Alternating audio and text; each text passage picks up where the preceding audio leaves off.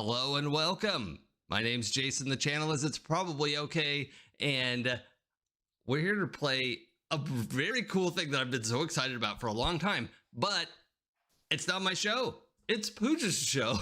Pooja, who are you? What have you done? Hello, I've taken over Jason's channel somehow, kind of, not really, but hi, I am Pooja, and I am super excited to be GMing this campaign of XCOM Rise of the Phoenix with these wonderful people. So if you would all like to introduce yourselves to the viewers, and then we can talk a little bit about the campaign and characters before we get into it, so people actually know what the hell we're doing. Let's start with Sam. I'm Sam DeLev, and I would love to know what I'm doing. In the meantime, I am a Mischief Maker, role-playing performer, variety streamer, and I will be playing Jesse Jinx O'Grady. And then Joe. First, I have to remember how to unmute myself. Now that we have that sorted, hi, I'm Joe. I do a lot of storytelling around mental health and RPGs and Star Wars. You might have seen me on Happy Jacks or in random conventions throughout Los Angeles. I will be playing Wolf, and that's the only name you need to know right now. And Nick. Hey everyone, I'm Nick. I'm usually on one streaming show at a time, and this is it. So here, now you have found me here. I do sometimes be on Happy Jacks as well, and way back in the day, used to be on Saving Throw. However, you don't care about any of that. You care about what I'm here for right now, which is playing William Brood Watkins, the rookie of the group. And Jason. It's me. I'm Jason. This is often my channel when it's not Saturday afternoons right now.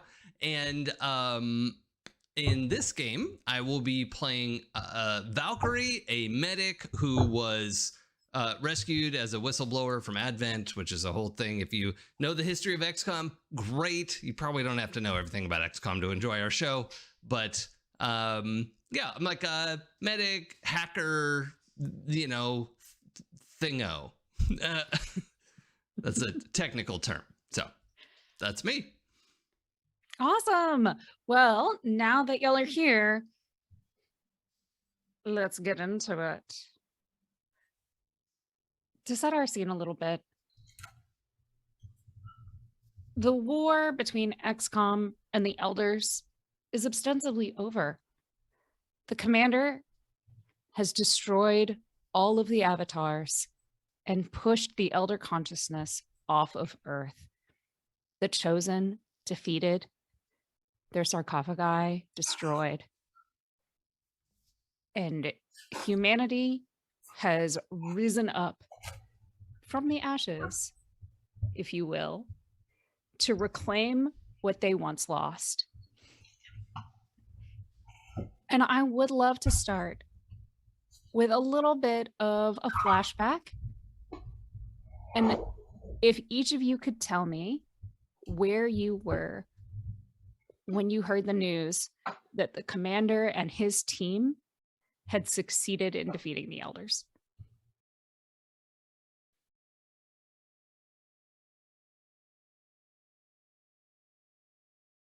I just changed my character concept this morning, and I'd love to go last. Fair.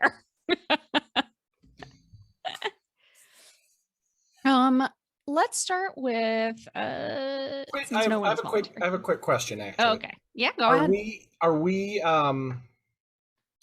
We weren't together at that time, right? You were a squad that operated underneath the, like, you all were in the war. So you were together, and you may have been with one or more of your squad mates when you got this news. But none of you did participate in the final mission.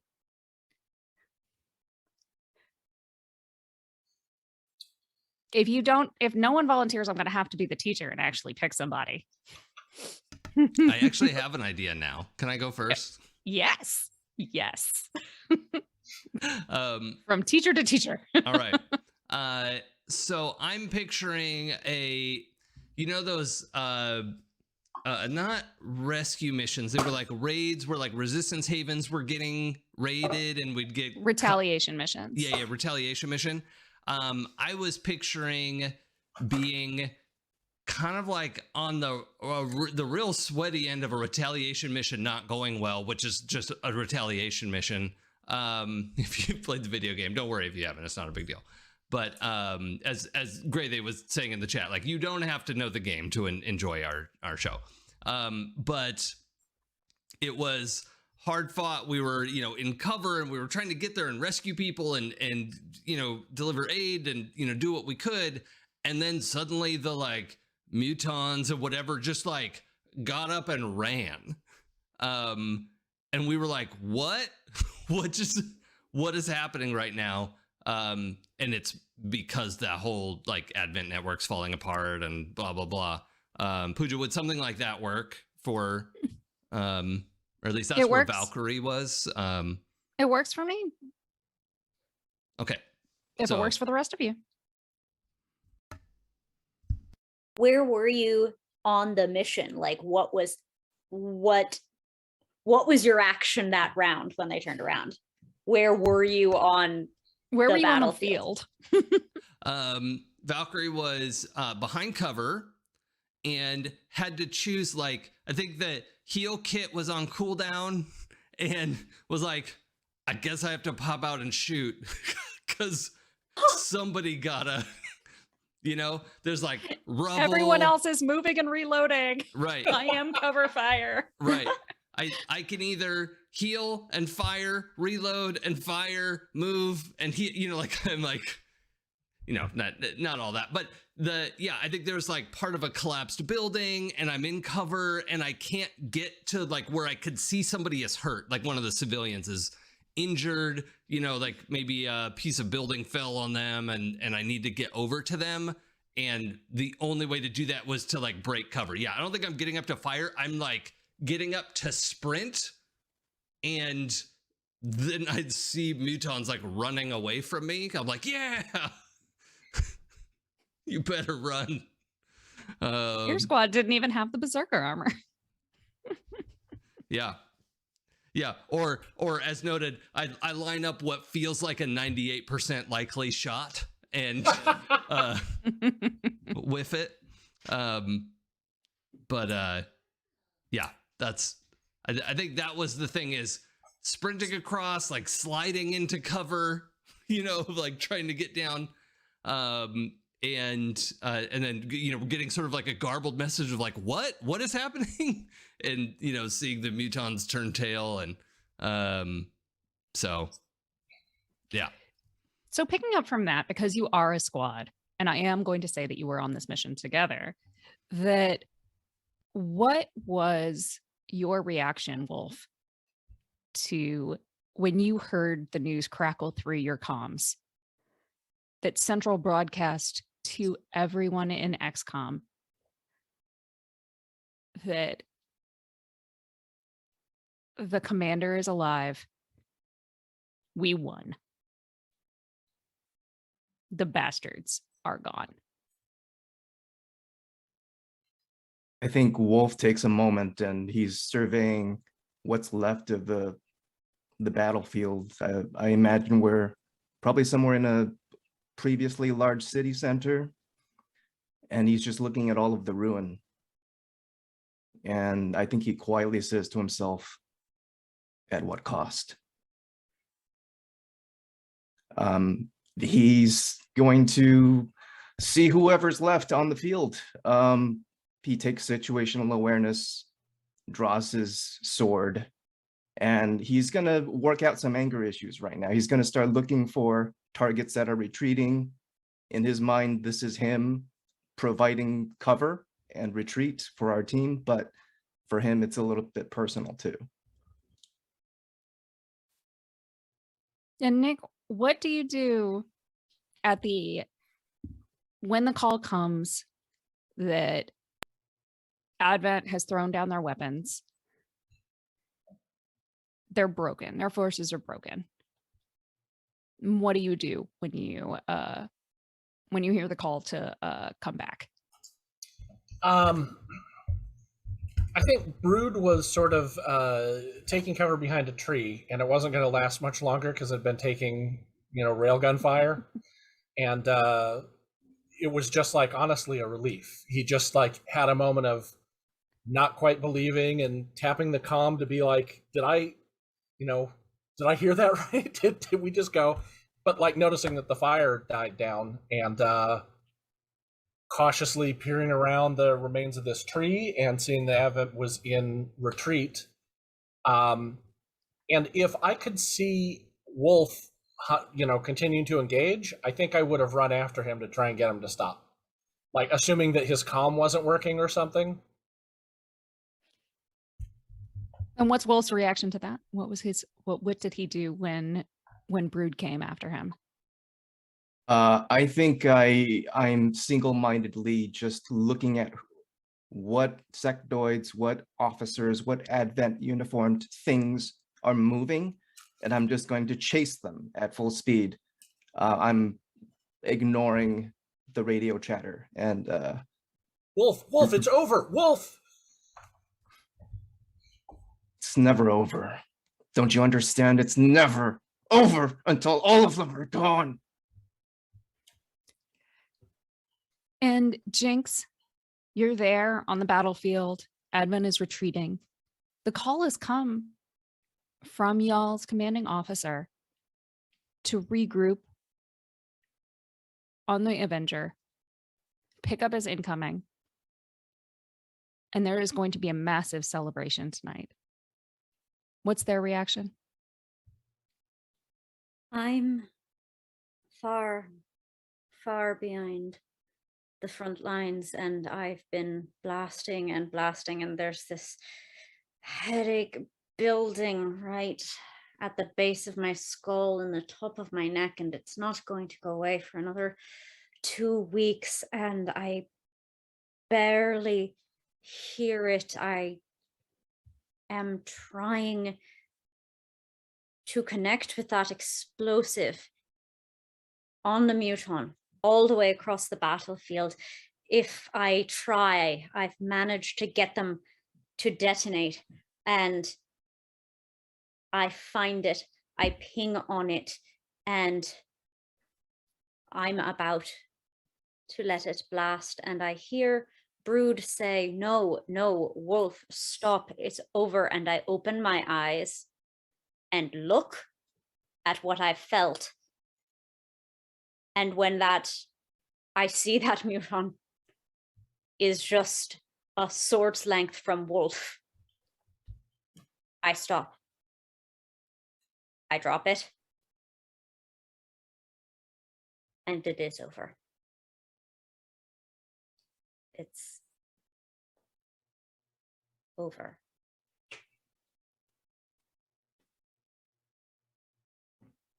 So at this point, Brood is attempting to call Wolf back, to bring him back to himself, bring him back to all of you. Jinx, Valkyrie, do you join Brood in pulling Wolf back into the fold?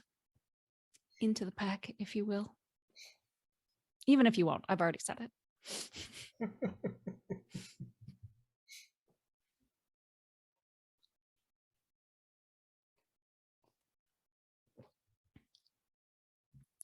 Wolf? Yeah. Come back. I'm clearing the I need you. I'm clearing the AO. I'll secure the landing. Get out. Fall back. Please. I think you see Wolf running towards that muton. He's about to pick a fight. For those that have played XCOM 2, when you take your sword ranger and make him run up to a muton, it doesn't usually work out well. We don't melee mutons. Yeah. Mutons have Attack of opportunity and retaliation strikes. And they usually have armor in the late game. So Mhm. I don't want to do this without express permission from a PC, but I do recall the late game rover should have a tase. And It could if you added that option to your gremlin. Go right ahead. Gremlin, yeah. I'm thinking about tasing Wolf at this point for his own safety, but not without Joe's permission. Please do. You don't have Wolf's permission, but Joe the player loves this. Depending on how close I was, Brood was also about to tackle him. Okay. So if we want to actually have these converge, I would rather see Tackle and double tase. I want to see Brood go first. Like the gremlin is like, woo, like because it was gonna do something else, and I was like, oh shit, Wolf's gonna get himself killed, right? So the gremlin is like arcing over the battlefield, but Brood, you're probably there first. So why don't you do your thing? okay. Do we want to call this a skirmish, or how are we doing this? This is a flashback. I'm gonna Okay. say that like for this area, like we are talking about what happened and how you got to where you are when we actually start the campaign. So I'm not gonna make you roll for stuff in this. Like it is especially because this is PC on PC. Get buy-in. Okay. Joe, with your permission, I'd like to not like full body tackle. I think I just get a leg, because you're really moving, and give you like the ankle tackle where I grab onto that and then you fall down as well, if that's okay. So I think the two of us are lying there prone for a moment, and then I assume you're going to be pissed. Yeah, I draw my sword and I just look at you. And I think Wolf kind of howls in his wolf-like way, in a much more gravelly voice than I have. Get to the LZ. It's over. If you start this again, people are going to get hurt. Just accept it. It's done. It's over. For it's now. Over. For now. Tell that to Sunshine. And that's like a gut punch. And I kind of like release you. He wouldn't want you to run off and get killed. Give this a chance. Some people fall back. Some people run forward. I guess we know who we are. Fuck you.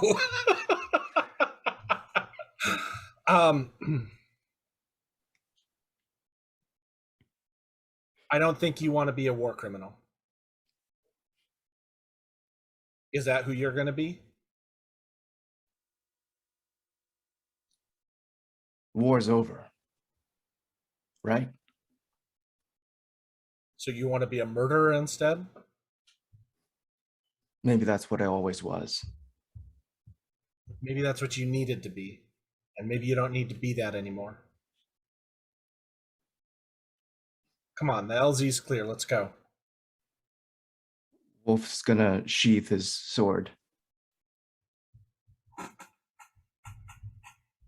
I'm not coming back.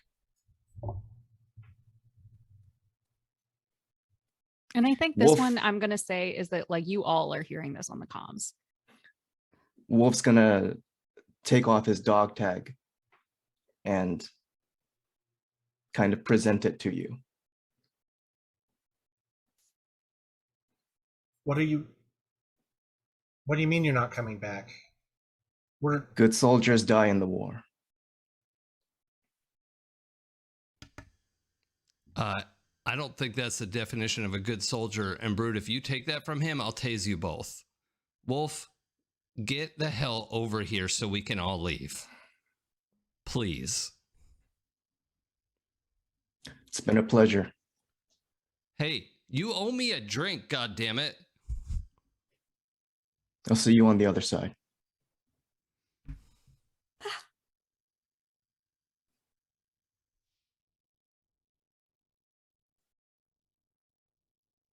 I reach out, but not. I don't touch you. I think you've already started to move away. and then my hand falls to my side.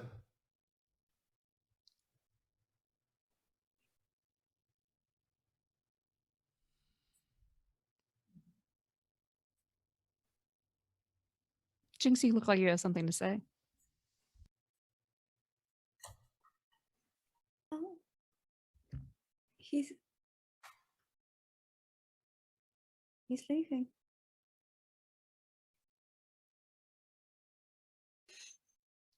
What more's there to say?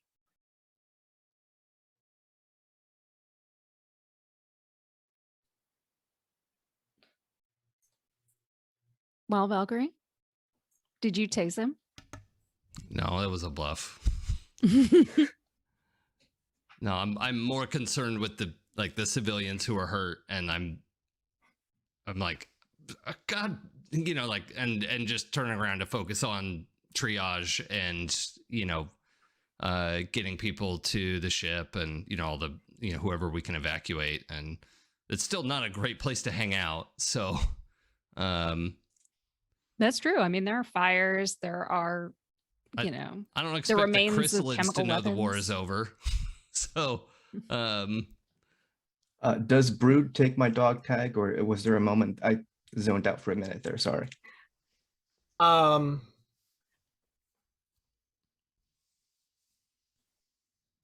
Yeah, I think he does. And I think that's the hand that was out and then came back. Yeah. The tag's in hand. Yeah. I'll radio in 3 for pickup.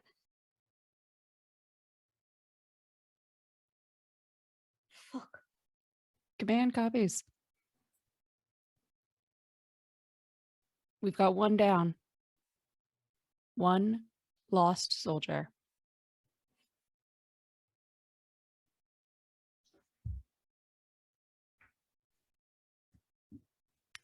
And the shuttle to the Avenger drops down into the landing zone. Civilians board first. Anyone who needs medical attention, other people stay to, these are their homes. Now that the war's over, can they rebuild? And the 3 of you board the shuttle. And what does Wolf do? Well, he sees his squad trying to make the best of it, but so obviously broken, so obviously hurt by the loss of yet another member of their squad.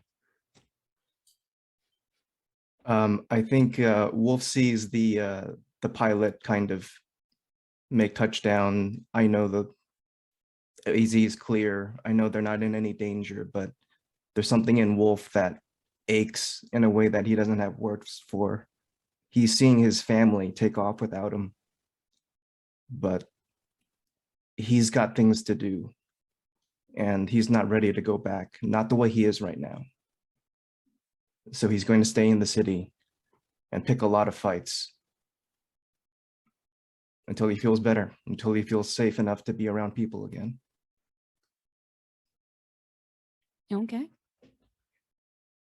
So the skipper takes off. You're yet another man down. And as everyone picks up the pieces from the end of the war, there's a lot of celebration. There is a lot of resistance still going on. City centers are being reclaimed. Advent no longer has control of any major metropolis in the world. The next 6 months are a revolution. And Wolf is part of that revolution. He is traveling anywhere he can go. He gets a reputation as being ruthless, relentless, but never sticks around to see the rewards of what his violence wrought. Meanwhile, the 3 of you are a little lost. You're trying to find out, who are you now? Not only did you lose what you would easily say is your team captain, Sunshine. A victim of the war, late stages. The tech was there, but the enemies hit harder. And it's not always easy to get everyone out. So it feels like the glue that held y'all together is coming apart. Command hasn't missed this. They know that y'all are all hanging on by a thread. So one day, they call you all into a meeting. You don't spend a lot of time on the Avenger itself anymore, but here you are. And it's not just your superior officer who's called you in, but Central. Mythic. You never actually talked to Central. You thought it was just kind of a rumor that he kept wearing those sweater vests? But I feel like he may have one for every day of the week. And as the three of you walk in, you see that it's not just Central there. Not just one legend, but several. Lily is there. Dr. Tigan is there. And one more legend you thought you'd never see again, because Wolf is sitting in that room with you.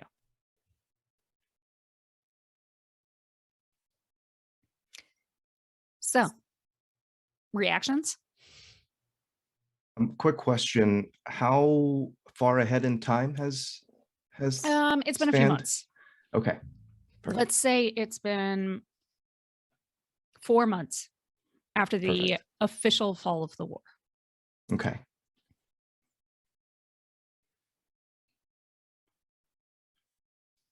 Jinx takes 2 very fast steps, and one of their fists goes up real quick, and then they stop.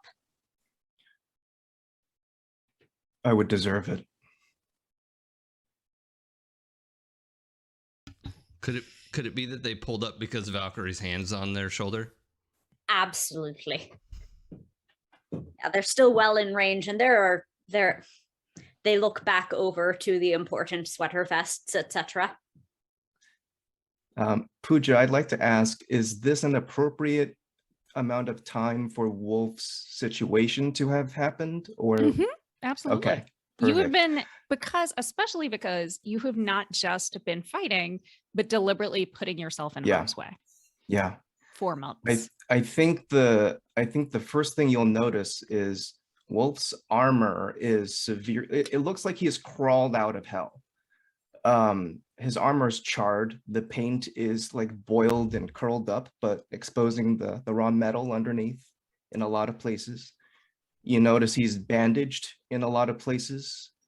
He's wearing a helmet that's cracked and looks like it's been literally duct taped together in a few places.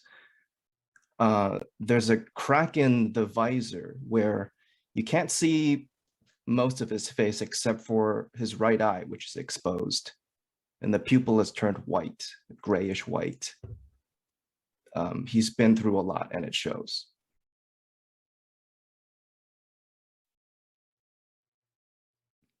Brood is gobsmacked. I mean, there's coming face to face with all of the legends and the higher echelon and everything, but also the fact that Wolf is here. I'm at a loss. Like, I don't even know how to respond. My hand does go down to one of the cargo pouches on my leg, where I've kept Wolf's dog tags the whole time, kept them with me all of this time, but I don't bring them out or anything yet. Just it become a thing that I'd reach down and use them as support, or like a reminder. I have a question for you, Brood. Do you also have Sunshine's tags? I feel like we didn't recover him. I mean, that's something for the group to decide. But my thought is I don't, because we never recovered him. That Okay. feels painful and right. Okay. No catharsis. No pleasure. So, Valkyrie, after you stop an active violence that may have gotten you sanctioned from the highest levels. What's your reaction to seeing Wolf after all this time? Obviously, the worse for wear. I think Val has some practice. She has more the like general practitioner face than the surgeon face. Surgeons aren't always good at like explaining feelings. Sam knows what I'm talking about. But Val has practiced like, okay, I probably don't need to tell somebody how bad this is right now. And like we can ease into, like Val has some ability to manage, to triage a feeling as well. And is kind of looking over Wolf's whole situation and is gonna like the process of events I was picturing in my head was stopping Jinx from hitting him and then pushing myself forward to hug Wolf. But I don't know how that's gonna work out. Like that can be aspirational. But that's what Valkyrie's trying to do, is pull Wolf into a hug. Wolf, do you accept this hug? This is Yeah. Wolf is very uncomfortable. He doesn't actively fight Valkyrie off, but I think Valkyrie can tell like there's a stiffness, there's a lot off with him. And Wolf isn't hugging you back. If anything, Wolf's kind of becoming like paralyzed. Okay. He's moving way less than a normal person would have. Like there's something, he's got some reaction going on. Okay. Well, in that case, obviously Wolf doesn't want to hug. So she like hugs him and then like pushes back, like respecting that space. I'm like, you've been through some shit, but I'm glad you're back. We could talk about that more later if you want. And also like kind of looking around like, holy shit, Lily Chen's here. and like, at that moment, Central like kind of clears his throat. It's like, yeah. You know, now that we're all here, you all know Lily, Dr. Saigan. We have a new mission. Arguably the most important mission that we will face to date and in our lifetimes. The elders are gone. We cut the head off the snake. But the body's still out there. And not only do we need to make sure that this snake does not become a hydra, but humanity has been on its knees for too long. XCOM did what it could during the war to make sure that people were protected. But every person here knows that we didn't always succeed. And he makes eye contact with Wolf and he's like, you can see that he knows. He understands. Even more than any of you, he saw the costs that were paid.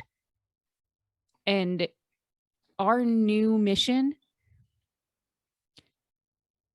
is to help humanity stand back up stronger together.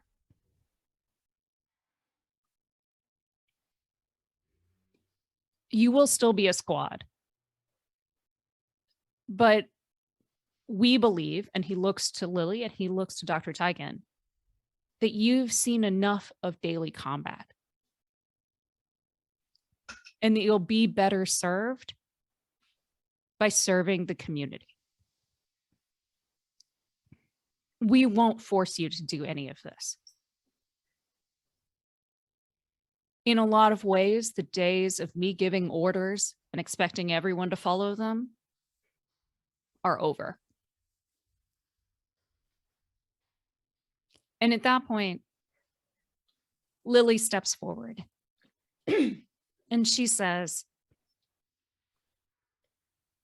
we had to put aside a lot of what actually made us human in our hearts over the last 20 years. But it's time to take that back. Humanity is still out there and we are still human. Kitty.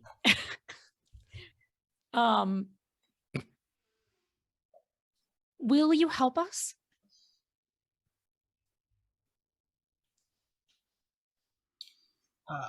I look around at my squad and trying to read their expressions.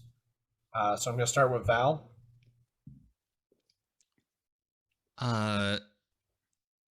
Yeah, I think Val is yeah, I think she's like she's doing the what is the meme? Is it Julia Roberts with like the like formula all around her head? That I don't mean to break the vibe here, but is very much like doing the calculation of like, well, right, yeah, okay, we could be on the ground, we could do this much help, we could do this on a day-to-day basis, I could bring this much of my equipment with me, and is, you know, kind of nodding along like, okay, this seems, and I think what you like, you know Valkyrie well enough to know like, okay, well, if this makes sense, well, like if she thinks it makes sense, right, then she's done a whole series of like, not literal equations, but she's done calculations and she's nodding along with like, yeah, this seems like the next right step, but is not literally saying anything because she's also a little bit into that like chain of command still where, you know, came from, I can't remember if we said this up top, but she came from Advent, was one of those rescue missions when she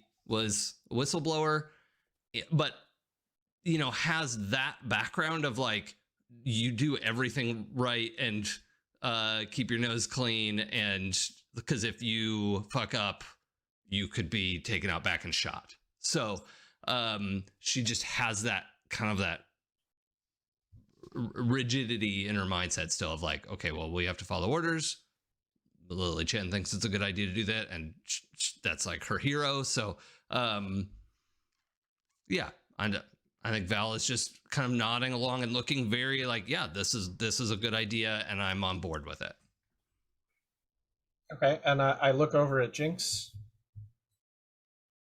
Jaw tight, a hand still clenched, tension, not like I'm about to sucker punch a very deserving wolf, but you can tell from my body language a little bit of a lean away from him toward the door. They are waiting for the pause where they get to say, no, screw this, goodbye. They are mad, bro. And lastly, I look over at Wolf. You can't tell, probably, because he's got a helmet on and he refuses to take it off. But he's very stolid. He's it is looks this like the he's bandaged wolf that we saw from some of your yes, preview art from the concept art? Yes. Yeah, okay. Yeah, that's the version you're seeing right now. But it looks like from his body language, he's giving serious thought to giving this a go, but probably there's probably more to why he's here and why he's deciding to stay. And what does Brood look like now? I was looking around to everyone for reassurance, because I didn't want to speak for everyone until I kind of gauged how they were feeling. And I think that having gotten a little snapshot of the rest of the squad, I will say I think we're amenable to something like that. It would be a good adjustment. It'd be nice to help people for a change. Lily nods when you say that. But I'm kind of keeping a side eye on Jinx because I know that they're upset. I can see the tension that's coming off of them.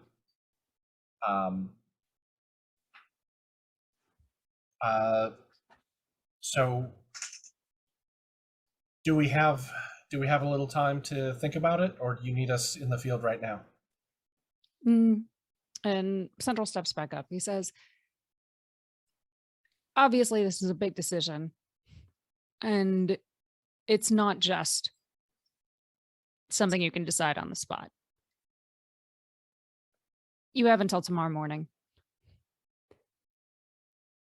If necessary, we'll break up the squad.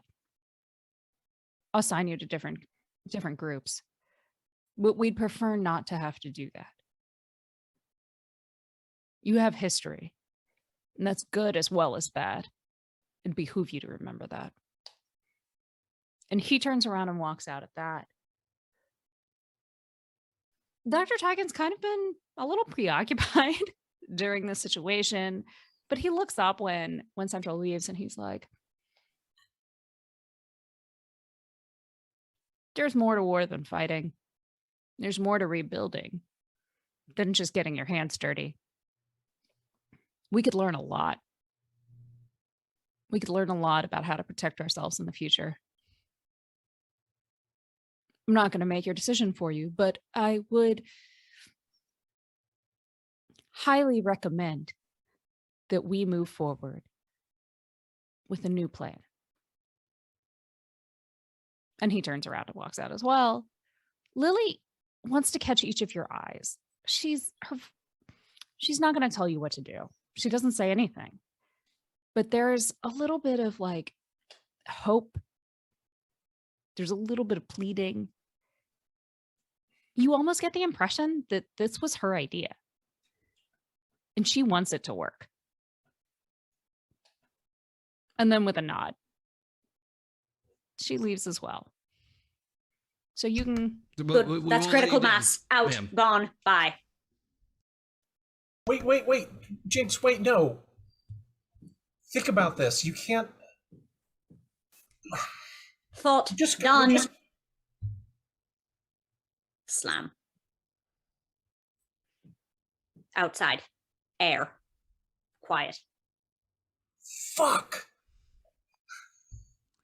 Oh, I guess that's a good question. Pooja, are we at a like a ground-based facility or the Avenger or You were called to the Avenger, so this meeting room was technically on the Avenger, but Sure. it was not in the air.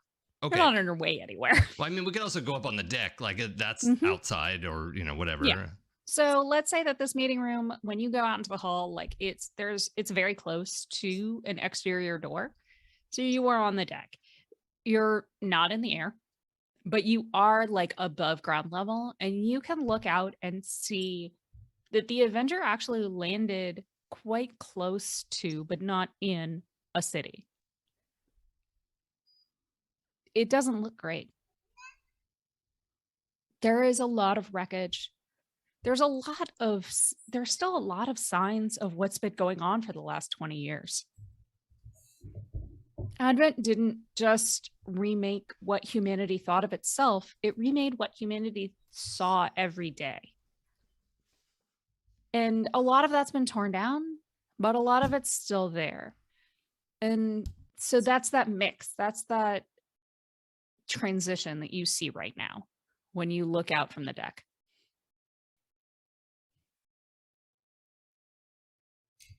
I'm gonna run after Jinx, but like as I'm exiting the door, I point at Wolf and I say, "Don't go anywhere, Val. Watch him." And I run after Jinx.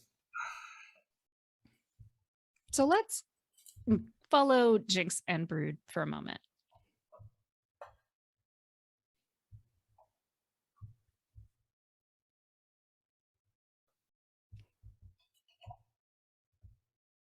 Jinx comes out.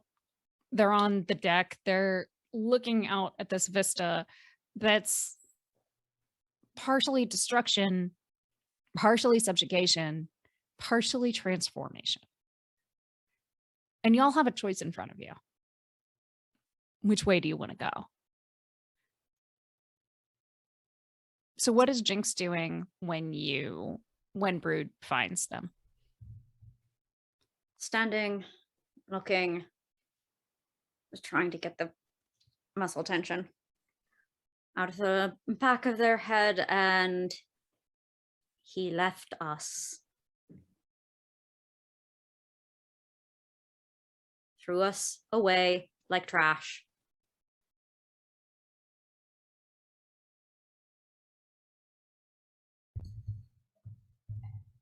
Yeah, it hurts. So don't blame me for not wanting to see his face, or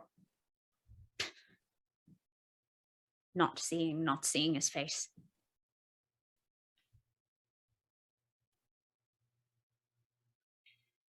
Is it going to help? I turn around and I look at you. No, nothing helps. If he's back now,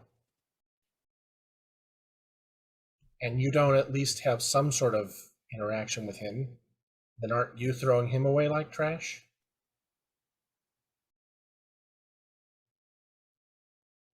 Maybe I will.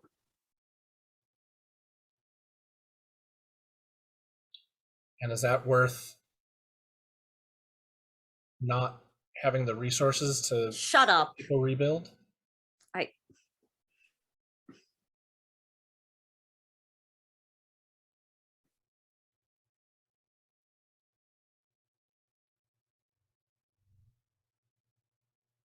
He left us. Do you think I don't know? And I reach in my pocket and I pull out the dog tags. I've thought about that every single day. You kept those Yeah. It's a reminder and it hurts every time. But I can't pretend that he wasn't part of us or something, and to have another chance.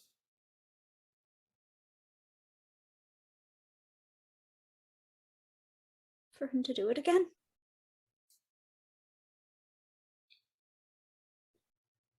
Maybe. But the fact that he's here at all means something's changed, doesn't it?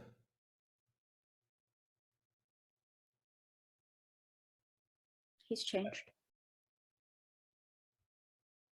There's always change.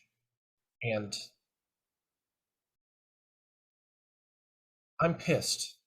I'm pissed off too. I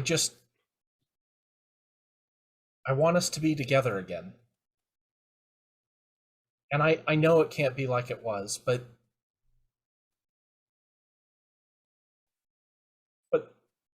we're better together. And I think you know that.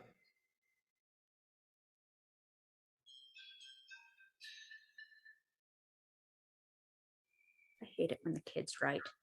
I shoulder check him as I walk past back inside. So in the meantime, Valkyrie, Wolf, y'all are in the room together. Everyone else has either sedately walked out, your legends, asking you for assistance to change who you are, possibly, or stormed out. So what are y'all doing while this other conversation is going on? So, Brood wants you to watch me.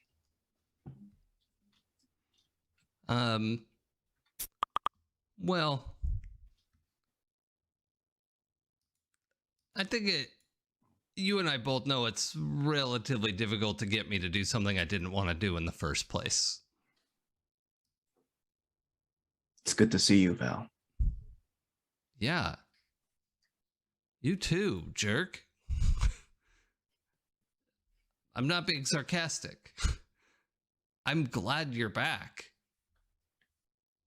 Not everyone is. Man, that hurt. What you did, and I get you were hurt too, and hurt people hurt people. But man, I'm not that going to sucked. apologize. I'm never going to apologize for that. I'm not asking you to. I'm just saying it hurt. That's all. I just want you to hear that.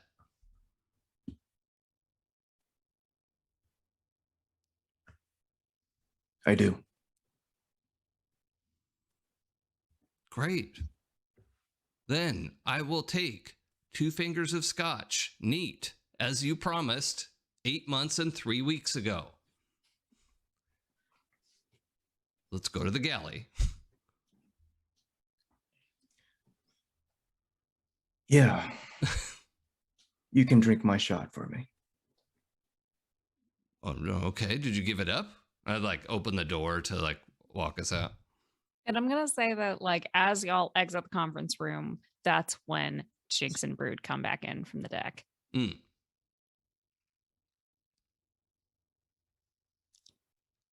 Hey,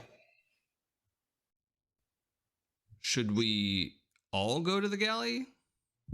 Kind of looking at Jinx. What's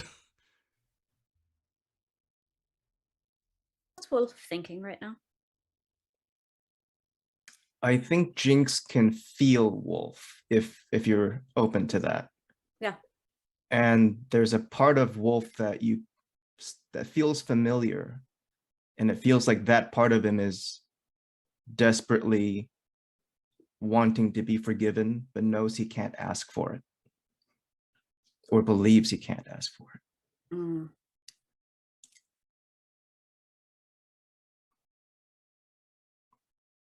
They look at him for a very long time.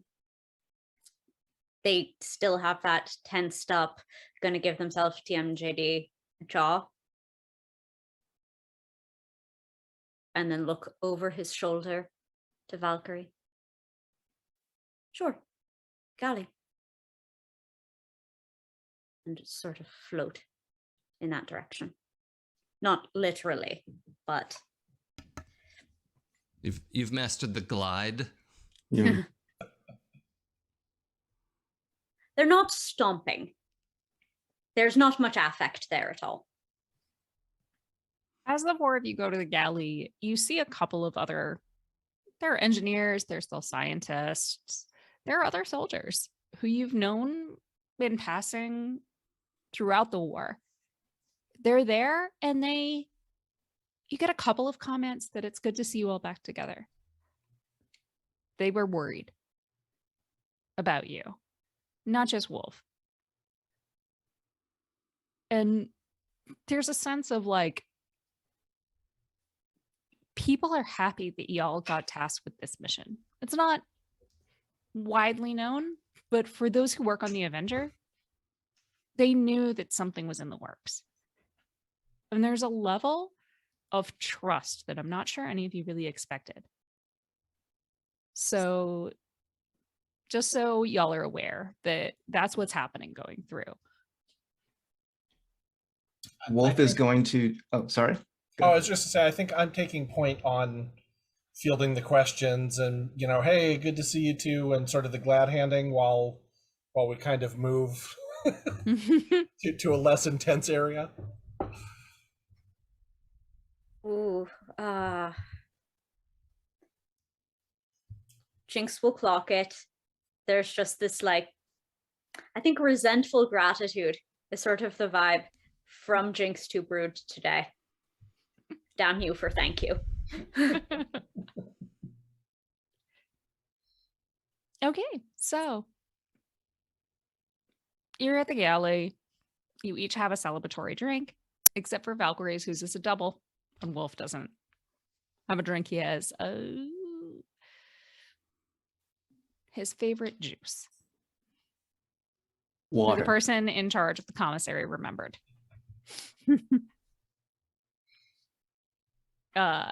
And then the 4 of you are there together again.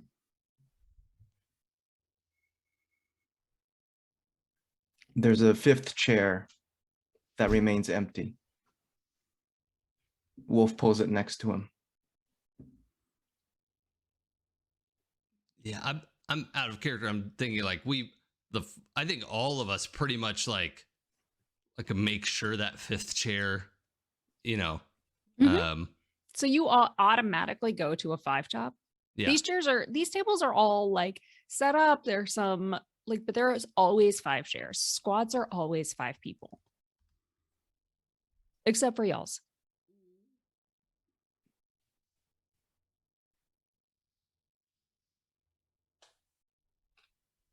And Jinx will regard that chair.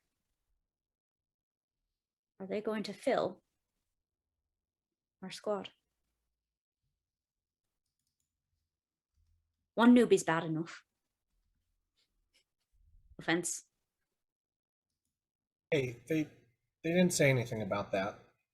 So let's let's worry about that another time. I think we're good. 5 is the right number. Just like unironically gesturing at the empty chair, like this is complete.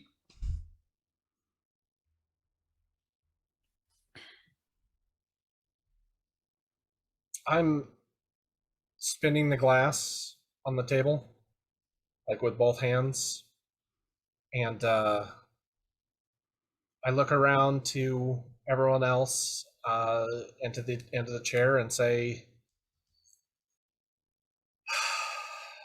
"So,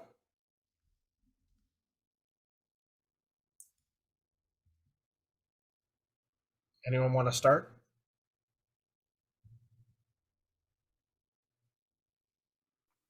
No.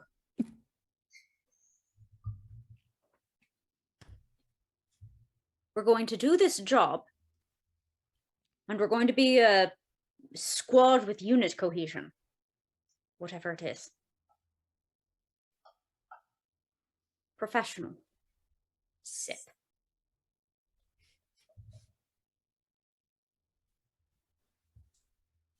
Oh, there should probably be food in this blocking too if we're having a scotch. So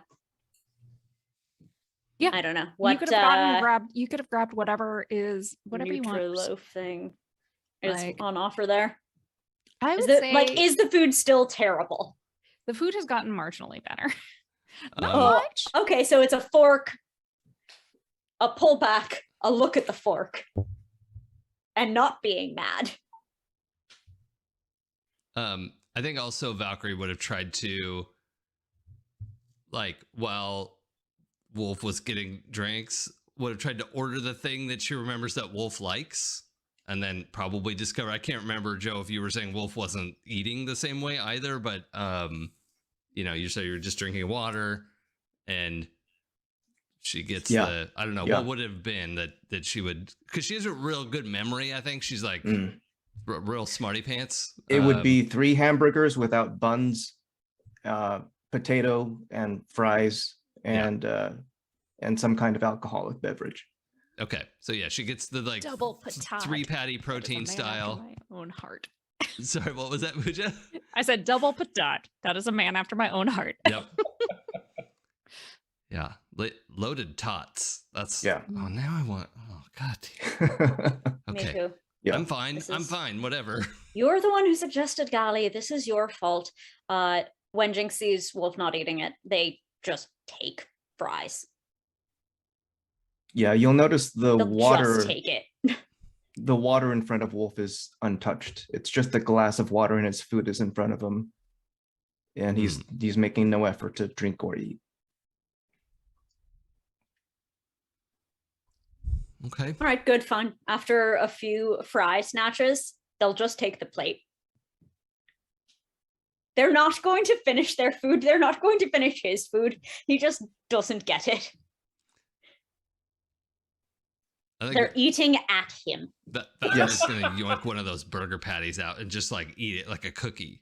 Yeah, like, exactly. Does Rude also help himself to some loaded dots?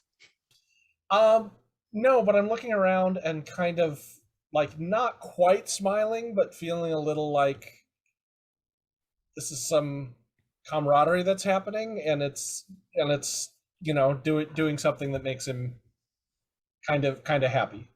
Like it's tentative and everyone is kind of upset, and obviously things have changed, but this kind of teasing behavior feels right. And Nice. and I'm just kind of enjoying that for a moment. Awesome. Well, I think unless anybody else has any like actual conversation that they want to happen in this scene, we're going to fast forward a little bit. It feels like y'all are in agreement. And the next morning, you have another appointment with pretty much the highest echelon y'all are ever going to have an appointment with. Or so you think. Is it the same color sweater vest though? Because that would confirm or deny the rumors. This A sweater closet vest full of is that. the same color, but It you could be. notice There could be duplicates. Like but you notice what's that his there's face? a in the small like patch along the ribbing on one of the sleeves. Oh, and Jinx looks to Wolf for a moment, reflexively starts reaching their hand out like they had a bet on this, and then stops and keeps moving again. So what's the briefing from time to do or die. I take it y'all have all decided that you're going to move forward with this? Yes, sir, we're in. And he looks like he wants to check in. He's checking in like eye contact with each of you. vibe I'm not check? calling you. Oh, sorry. I'm not calling you sir, but I'm in. What is his vibe? Central. Central is, you get this like massive sense of determination. He is behind Lily in this. And then, but he's also a little bit like concerned. You kind of feel like almost a parental kind of feeling that he has for all of you. The kiddos. Yeah. He wants to make sure the kiddos are okay. Yeah. All right. Yeah. Stiff nod, no words. Yeah, I think from the beginning, character, does Lily have a rank? I can't remember if they've. Not that I remember. All right. Well, I could look it up real quick, but it's not particularly important here. Right, You know well, I that would she is say- the head of engineering. well, I'll So just say she's Dr. not Chen. in the. I'm sure she's has several doctorates. So, Yeah. Like Dr. Chen was saying, I think this is the way we can be the most effective at delivering resources, and I want to be on the ground doing this. I saw up close what Advent was doing with and to people, and I think it's going to take a soft touch rather than a propaganda campaign to put things right, because propaganda is what got us here.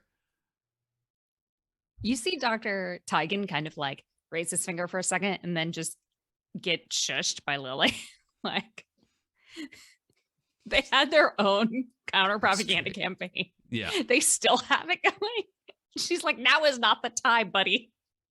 Well, I think, and Val's point is that it can't just be like, obviously you have to. Yeah. Advertising No, but is it's just you. advertising, right? This is like a long-standing thing Right. between the two of them. You feel like you see, just like he's like, he wants to- Actually, time and a Exactly. place. Exactly. Yeah. 100%. That is exactly what just happened. Yeah. So, yeah, as Valkyrie gives her okay and her buy-in, Central nods.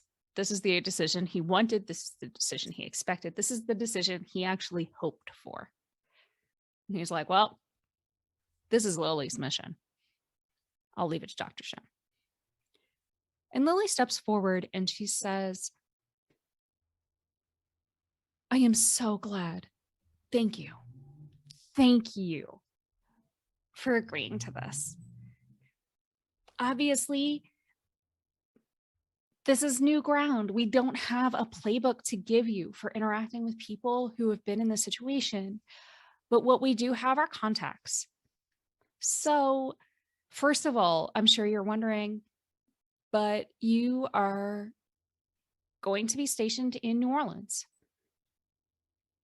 Advent had a huge presence there.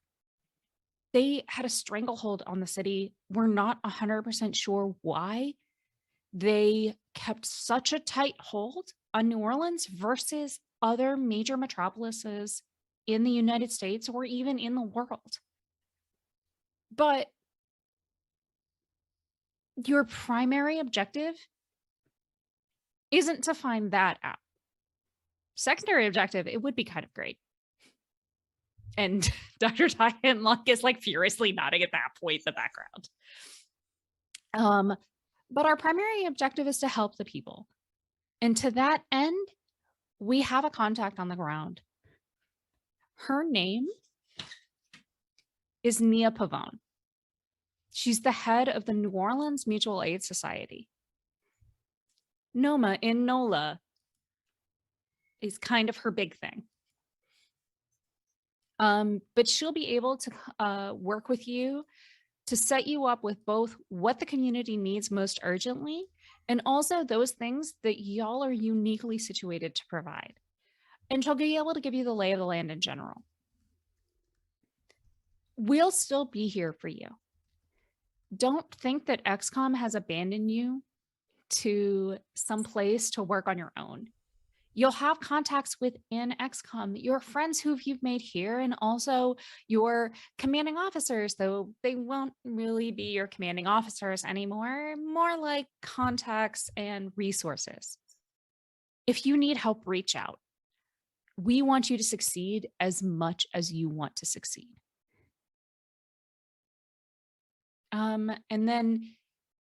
But in terms of outfitting, you're not going to have we're not sending you with plasma weapons here. Your primary function isn't to fight. I mean, there'll probably be fighting. They're still always kind of fighting, but you're not there to police the community. They have set up their own governmental systems, or they're trying to anyway, and we want those to succeed. XCOM isn't trying to become the world's government. We'd be really bad at it if we tried. So you're getting mid-range weapons for self-defense and also to take care of any threats you might come across. There are still chrysalid pods scattered across the world. Really, we have not been able to eradicate them all. Dr. Higgins can tell you more about that later, but know that you won't be defenseless, but also you're not there to keep humans in line. I'll let Dr. Tyan talk about your specific loadouts with you afterwards, but do you have any questions about the mission? Ma'am, will we be shedding our own internal command structure, or will we take that with us? Oh, yeah. And she looks back over at Central, and Central says, oh, well, I was going to wait until the other two were all done to tell you, but I suppose now is as good a time as any. You haven't been sunshine. You haven't been Sunshine soldiers for a long time. Too long. But we're not filling the 5th place in your squad. Okay. You are a unit, but your designation is now Phoenix Squad.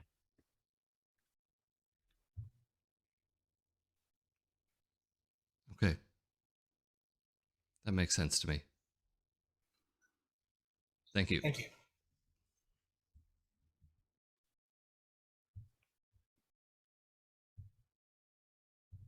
Any other questions?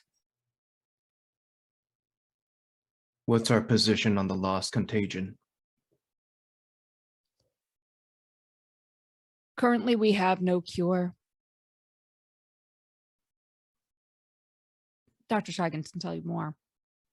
Our order is still to shoot on sight. Dr. Tigan comes forward and he's like, we are still looking for a way to reverse the effects of the bioweapons on the population that we currently call the Lost. But we do not have a cure. Understood. Contain, corral, and if necessary, shoot. Headshots only, just as before. We have no way to reason with these beings. They currently have no reason to give us. They're not going to pull themselves out of this. And until we find a solution or a vaccine or a way to reverse this process, we have to look out for the ones who are still on the ground. And Understood.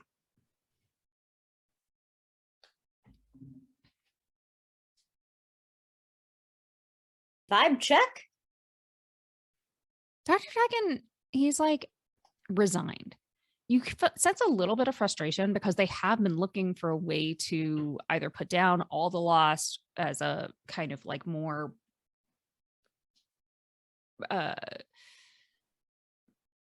long-term and comprehensive solution. The Lost are almost an annoyance to him. They're a thorn in his side, but it is a problem that he wants to find a solution to. But he also he's not super concerned about it. It's not his top priority. Yeah, it's a very specific question of like all of the things that will be in our scope, of all the things to ask Wolf. So like, I don't want to ask directly for vibe check off of Wolf at that, but just how hard is he pushing something down? Extremely. And you would probably be the only person on the team to know. So I don't probe further as to content thereof, but I'll at least actually look in your direction with just a little bit of a and back. Thank you. Are there any other questions? I don't think until we liaise with Nina Pavone that we're going to know exactly what we need to know. Great. Well, then pack your bags. We'll drop you off tomorrow morning. Enjoy one last night on the Avenger, Phoenix Squad. Yes, ma'am. Thank you. Last And chance on for Nutriloaf. and on that note, we're going to take a quick break. And when we get back, we'll see what awaits our crew in the former Advent occupied city center of New Orleans. Woohoo! Okay, cool. So I'm not gonna put up our timer. Let's take 10 just so we can run around and do everything. We had kind of a hectic start, so I need 10 minutes. Are y'all good? I know Jinx went very hard. I appreciate y'all. No, I love y'all. Like you. everybody, I just want to say I love you so much. So too. glad to be here. Yeah, this is. I didn't expect us to go so hard so quick. That was my. I also sure, didn't. yeah. It just seemed like someone needed to be mad at Wolf. Like a yes, Yeah. yes, no feels Yep. like the. Yep. Yes, Yeah. that's correct. Yep. Awesome. Okay. Well. And I said I needed you and you didn't come back. Oh, And now I have feelings fermented. it's so good. Okay, well, I'll put up our pause screen. Folks, we'll be back at 2:55 Pacific time. So look for us then. If somebody drops by and is like, "Why is the show on pause?"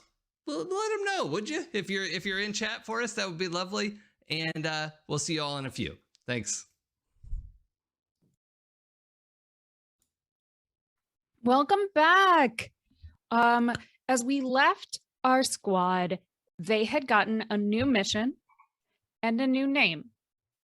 So you are about to meet Phoenix Squad, who, unlike everything they've been doing for the last however many years they have been together and separately fighting this war. Now it's time to come in and help New Orleans the way they need to be helped. So, as we set our scene, the Avenger touches down in front of the Superdome.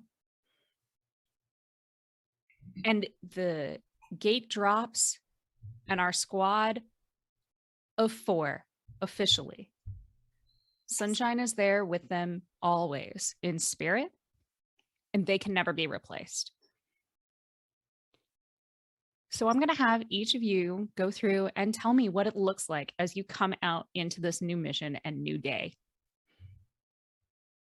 And let's start with Brood. Brood starts walking off the transport. He's about 5'10", almost perpetually has stubble, but no actual beard or facial hair. His hair is dark, like a brown verging on black, and he has also dark brown eyes. He's about 5'10", and as he comes off the transport, he's dressed in kind of urban fatigues, more blocky patterns than the blobs. And his equipment is battered but well maintained.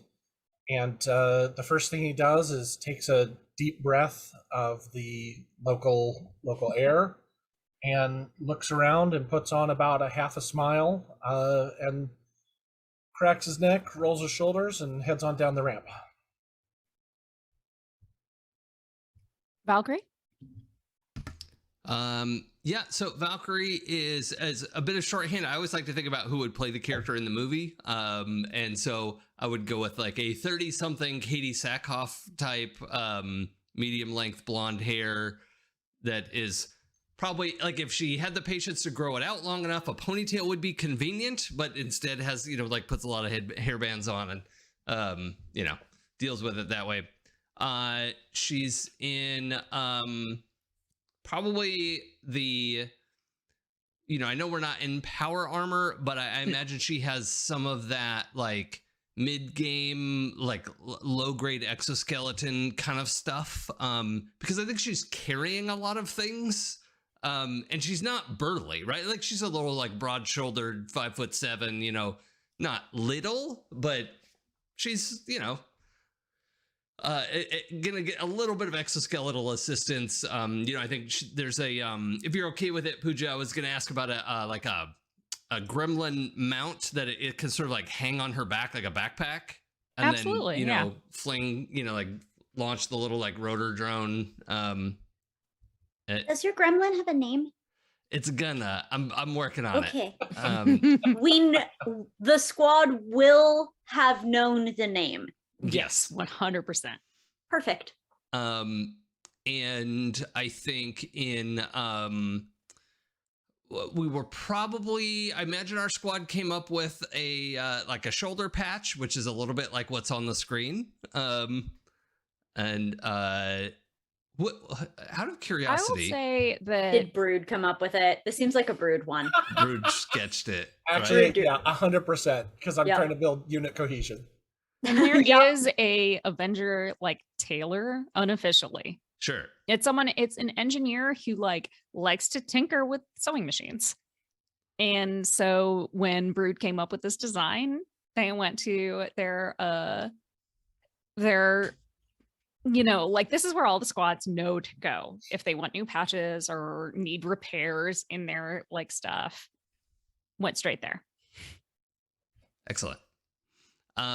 And so I think she's got the like gray camos, a lot of like pockets and cargo, like all kinds of equipment, and like a full on like emergency, first aid kit kind of slung on the exoskeleton as well.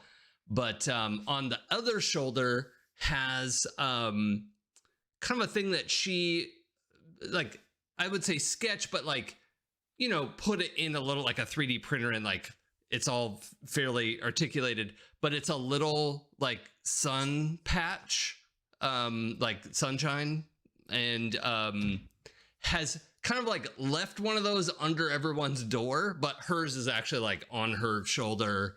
And if anybody else wanted theirs, that's fine. But in her last night on the with Avenger resources, she 3D printed some stuff that she thought would be cool, and so yeah, I think that is Val. Great. So, Jinx, you want to go next? Sure. Jinx has a fairly standard gear loadout. They never got too particular about that by the time they had joined the squad, because although they will use their service weapons every so often, it was not really what they were there for. So they have give me stuff, thank you for stuff level of loadout on them that didn't think about whether it was urban camo or some other pattern. It was the thing that they were handed when they asked for stuff, and not much more than that. They have that patch, and then I guess the flag patches they have as well. I don't think they're ethnically Irish, but I hadn't really put too much thought into it yet. Their hair is white, probably of the went silver pretty young and just rocked it. I don't think it's necessarily Witcher hair. That is shaved, not unlike if Jason's hair got very, very long and he opted to French braid it back until you get to ponytail and some extra braiding. Their eyes are a color, but it's hard to tell what color they originally were because of that purple that there is to the Psy folk and the little bit of Psy sparking around them that comes up. It doesn't work like static, but maybe emotional static. No one's ever really been sure when it gets particularly glowy, what's setting it off. And I suppose the only other appearance factor of note to them is that contra the concept art I was sending around, they definitely have at least half sleeves right now. Any tattoos they have are covered. And as they come out into the weather of New Orleans, Pooja would know better than I, but I suspect they're regretting layers. Everyone regrets having to wear clothes. Oh, I wanted to ask what season it is in New Orleans, because that matters. Not the dead of winter, therefore hot and sticky. Yeah, okay. Yeah. Even sometimes in the dead of winter, but like, let's just say you wish you were wearing hot pants. Yeah. Well, hey, according to XCOM, any number of soldiers can be out in the shortest of hot pants. And despite that, it was apparently important enough to Jinx to wear the sleeves going into this weather. So there's that. I could just come out dressed like the Tomb Raider. Lara Croft. Yeah. But other question, Pooja, I thought of is I know Advent did a lot of like kind of community projects to sell their bullshit. Is there maybe like a really high-tech seawall that? Well, I want to just get through these descriptions real quick Okay. first, and then we'll talk about what New Orleans currently looks like. That's Jinx, and so Wolf, as you step out into the humid, overcast, oppressive air of New Orleans. What does Wolf look like? We see he's got the same boots. It's still the same battle worn, battle tested, burnt up combat boots, but they've been polished. The paint has been scraped away. It's just metallic combat boots, very functional. The camera pans upward and we see he's wearing light armor. It's cleaned up. It's new-ish combat, metal plated, not like power armor, but it's very light. But I think the interesting thing will be he's wearing a full tactical helmet covering his entire face. He's also got a cloak underneath, and the cloak has a hood that he can pull over his helmet. His arms are exposed, but they're completely bandaged. And it looks a little bit weird because, you know, he looks kind of like a mummy in some sense. His hands are completely bandaged. His digits are a bit thicker. It's got that weird, like, how do you even hold a weapon kind of feel? But that's how we see him for now, and he's carrying the rest of his gear on his back. Okay. As you step off the bridge, or not the bridge, I'm sorry. As you step off the gangplank, you look out, and in front of you is this massive structure. And at one point in the distant past, it was a stadium. But now there are like so many new openings that were definitely not architecturally designed in the sides of this building, and you can see into it. And as you look around, you see this mix, as I talked about before, it is a mix of Advent technology and holograms and like these little like glitches of propaganda and warring with messages of hope and resistance, and sometimes flashes of XCOM soldiers, either in the middle of a mission or posing afterwards. And we know that, sorry. Nope.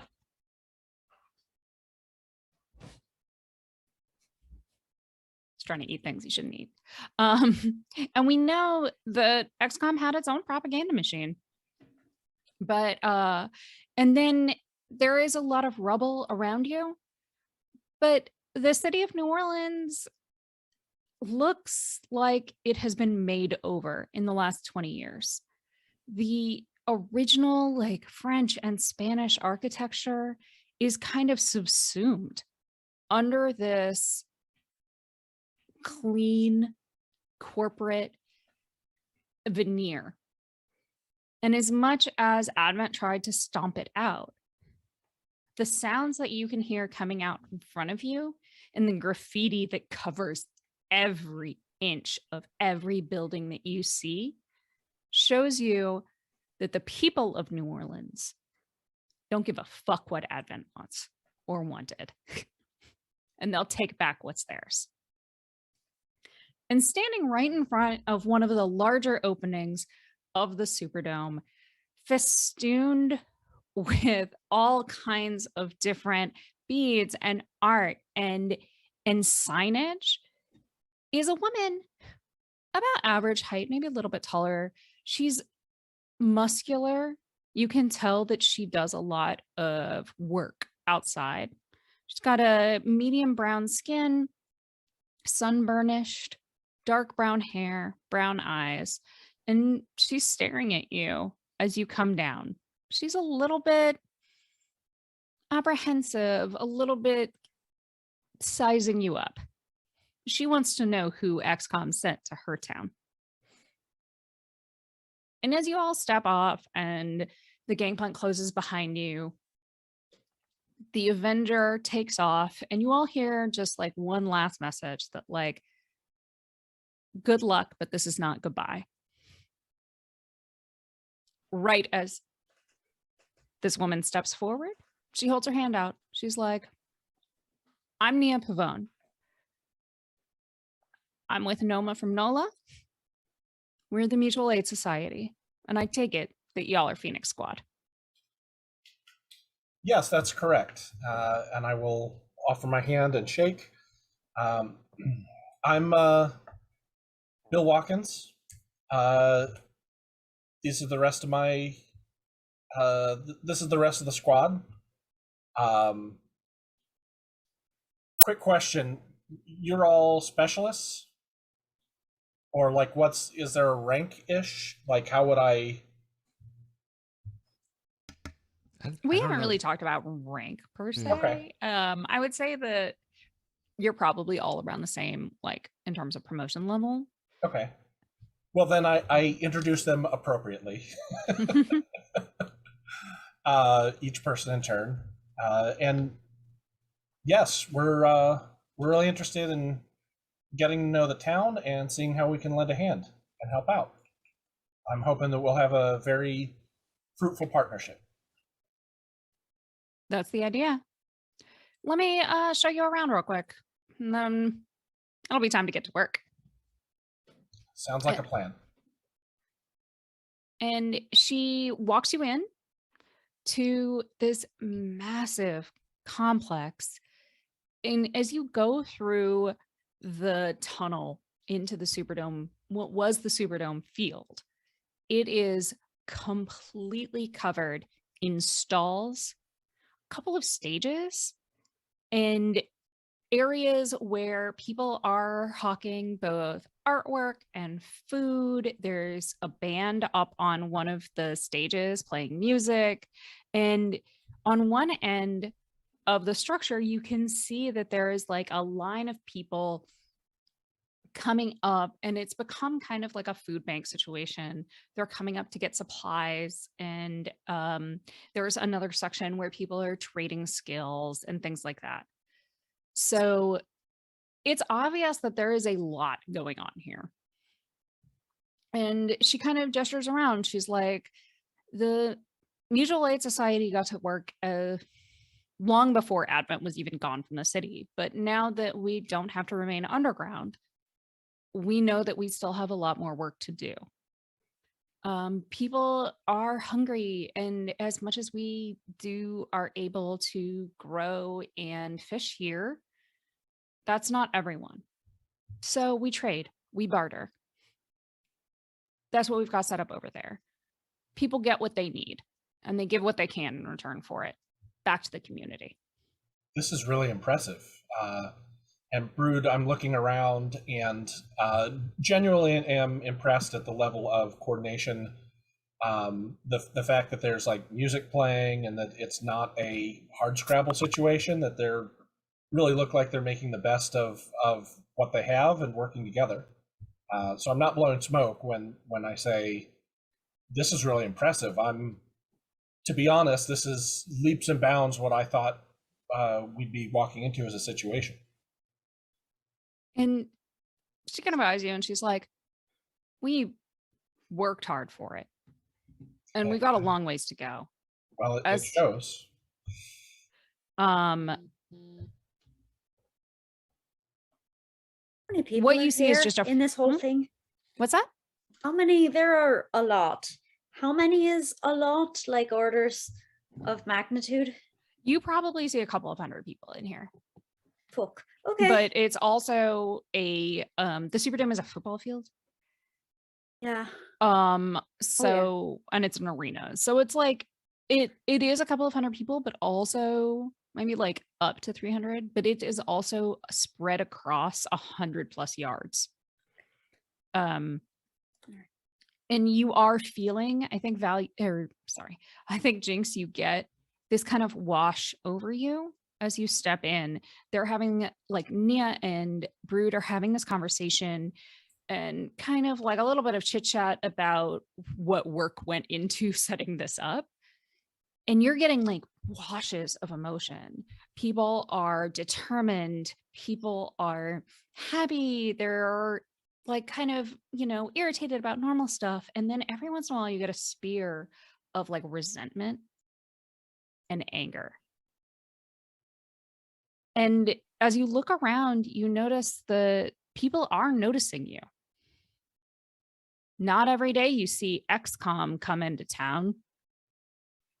And then Valkyrie and Wolf, you hear a couple of other remarks. Like as you walk through these stalls, it's like somebody looks at you and they're like, oh, now they show up.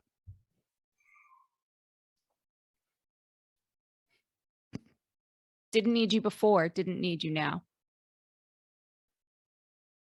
So whereas some people are happy to see you, you actually get a couple of people, they're like, oh, my husband was one of the ones you rescued from a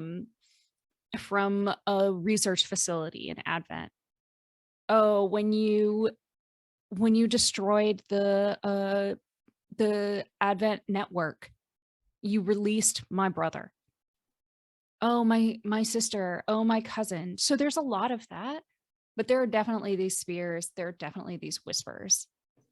Not everyone is happy to see you here. Every person who stops and shares a little story like that, I will stop and like, have a word or two with them on there. I'm want to help build community and make friends and connect with people.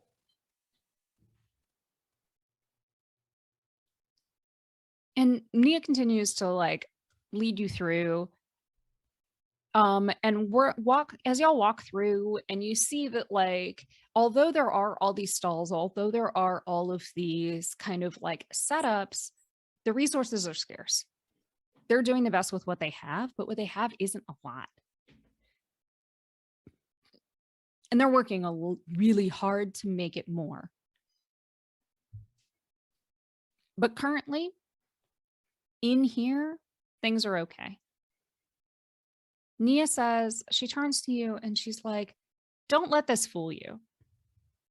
This is just a fraction of what we need.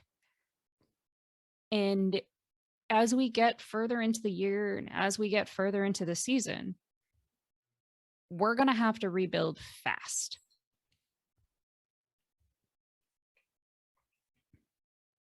So how can we help you? And she walks through and she's like, well, first things first, we weren't immune. Being a city center doesn't mean we were immune from Advent punitive measures. A large portion of the Garden District was made uninhabitable. And we need places for people to stay. As more and more people come back into the city center, we need to make sure that we have adequate places to house them. And currently,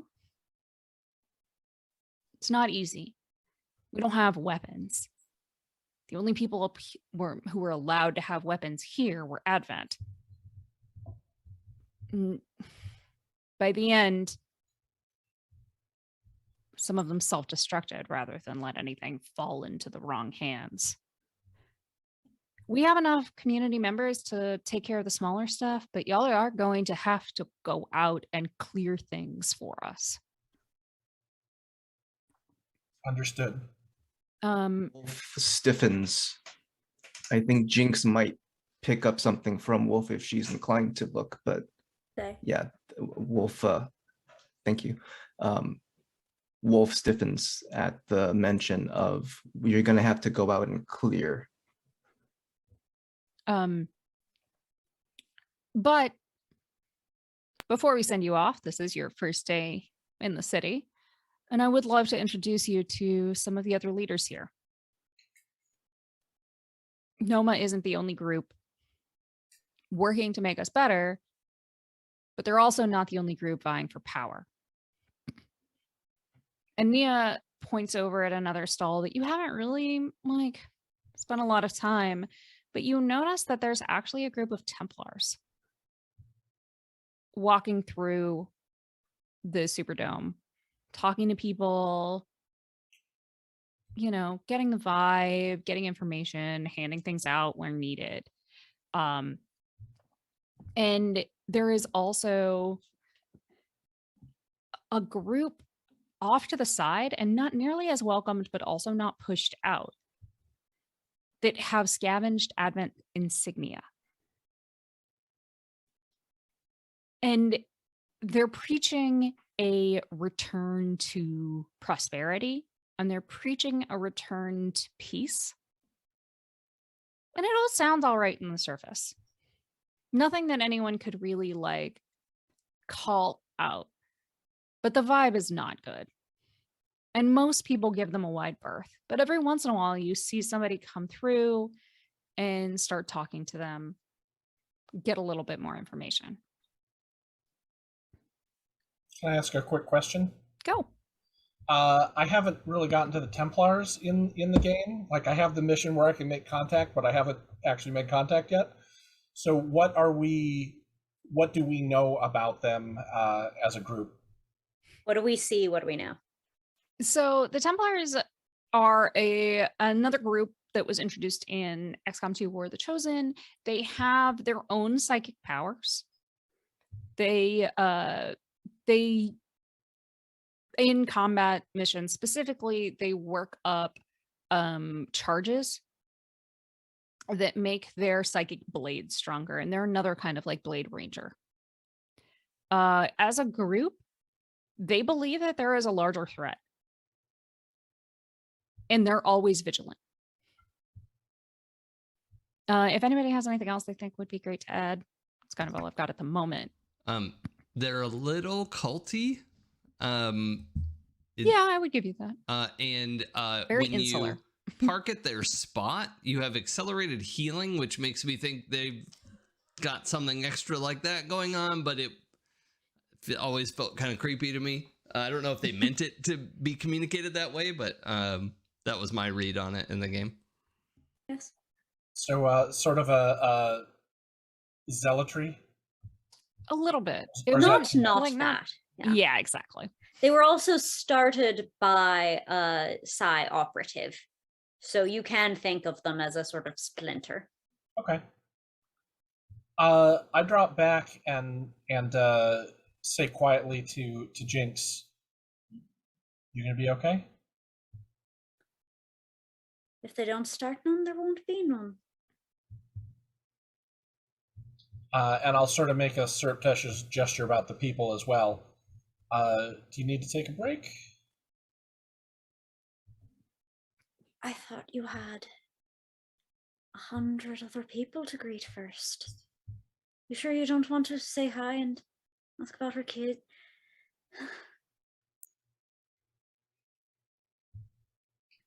I'll be all right.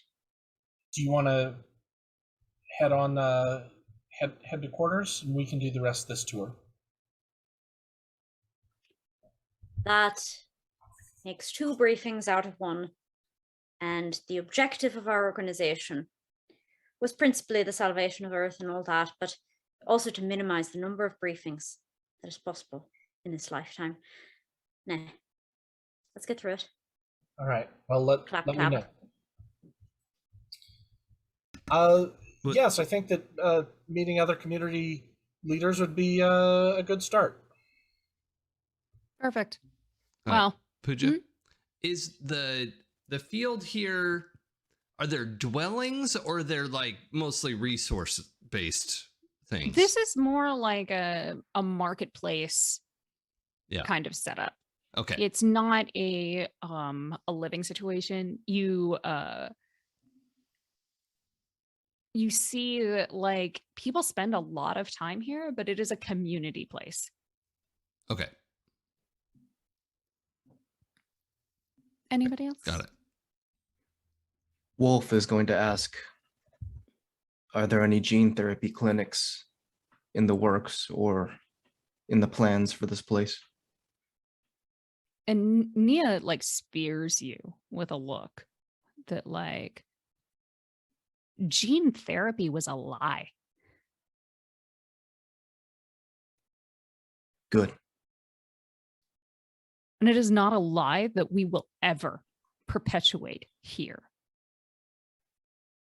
I think we'll work well together.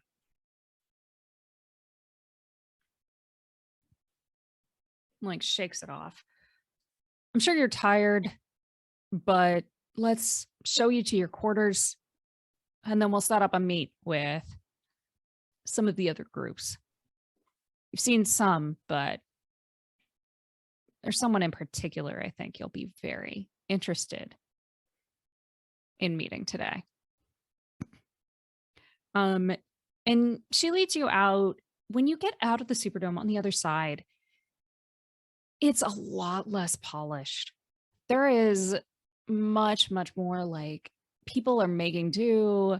You see temporary housing setups, a lot of like repairs to buildings that are obvious from damage that happened in different battles that happened here. A lot between XCOM and the Advent forces. You can't be sure that your side didn't do some or much of this. So as you walk through, she leads you back. There is like an apartment complex kind of situation, but some of the rooms have been converted. You have a floor to yourself. You have separate rooms, but a communal living area and a communal kitchen. It looks kind of like they knocked 2 or 3 apartments together to make one. Sorry, I might have missed it. What? How far up is it? What kind of building is it again? It's like we'll say it's a 2-story building and you're on the 2nd floor.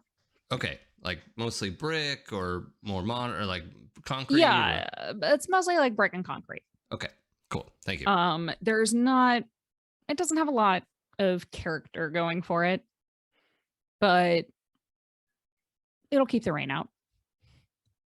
And Nia says that. She says, you know, hope you brought your rain gear. And then I'll leave you to settle in, meet you back in 2 hours, and give me a chance to get everybody else together. Yes, ma'am. She also gives you all a set of communicators with, and she's like, my number's programmed in here. You should be able to use these in the city easy enough. Thank you. Appreciate the briefing. We'll see you in 2.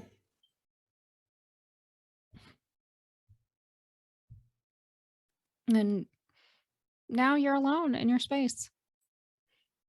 If you want to, you have a couple of hours to get settled in or discuss anything that y'all saw or what you think about. Going to claim a room.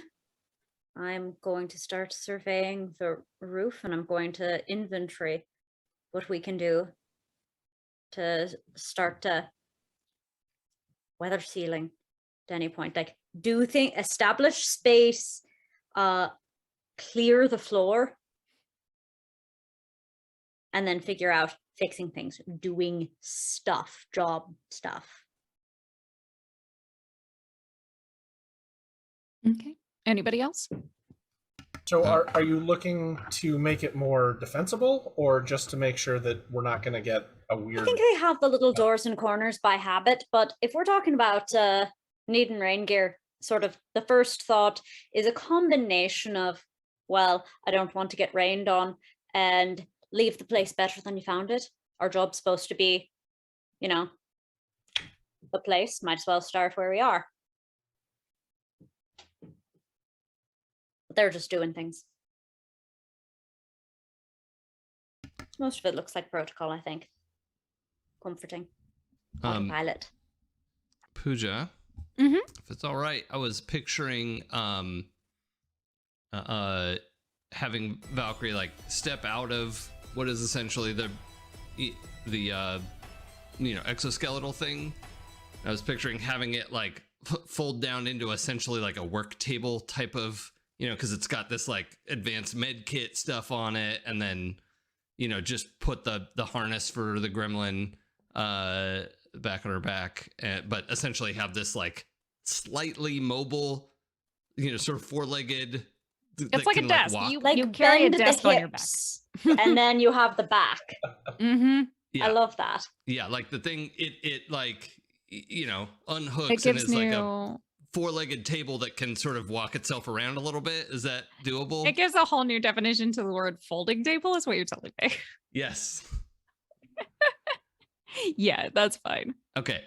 Not that I'm expecting it to sort of gallop around with me in town, but just mobile workspace. Kind of. Is it the kind of thing where we're all kind of going off to our own bunks, or is it more shared sleeping area kind of stuff? I think you each have like a little bit of a private space. Okay. I wouldn't, like if you start, talking too loud, the person next door to you is definitely going to hear. Sure. But you each have a room. It's got like, I think calling it a bed is a little generous.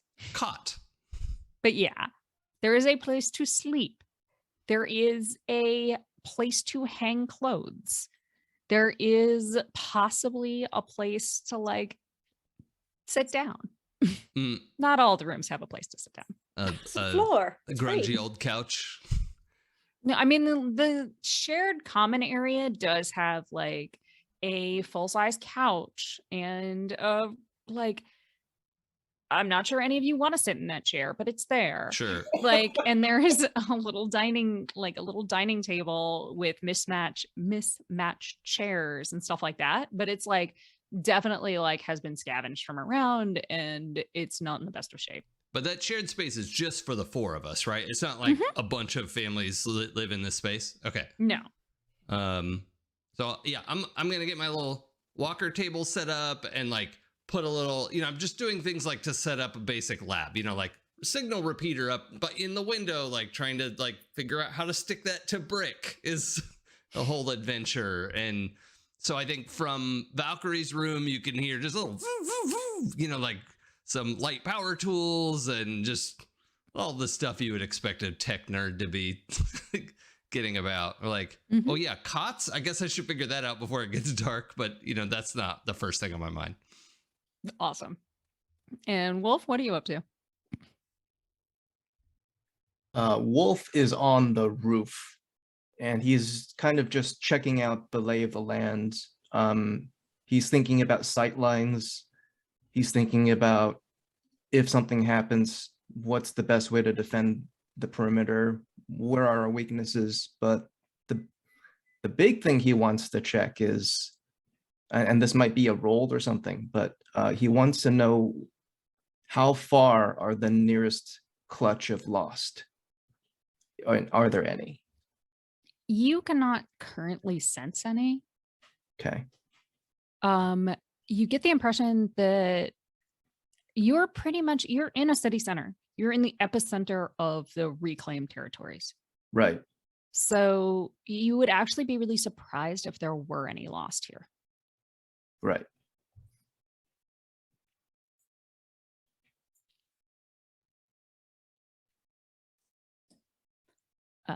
And Brood, what are you up to?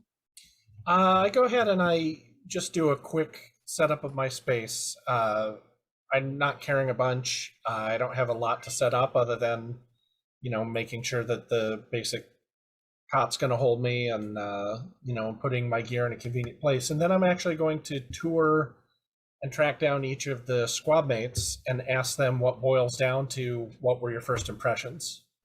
And I actually want to start with Wolf.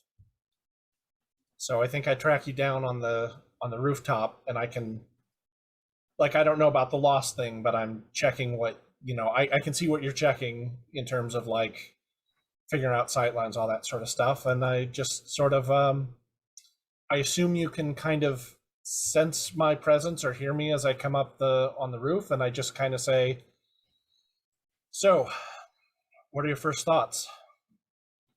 We're fucked. Strategically, or because I meant more about the helping these people? We're fucked. How do you mean? Look at these sight lines. Do you see any defensible positions? It's not ideal, but they're also... If this were an operation and this was enemy territory, how many points of entry do you see? At least a dozen, but it's not that sort of op. You really believe that, don't you? Yeah, I believe that we're here to help people make a change and make a transition. And I get what you're saying, but you know what? Keep an eye on it. Let me know what you think we can do. You giving orders now? No, just trying to coordinate.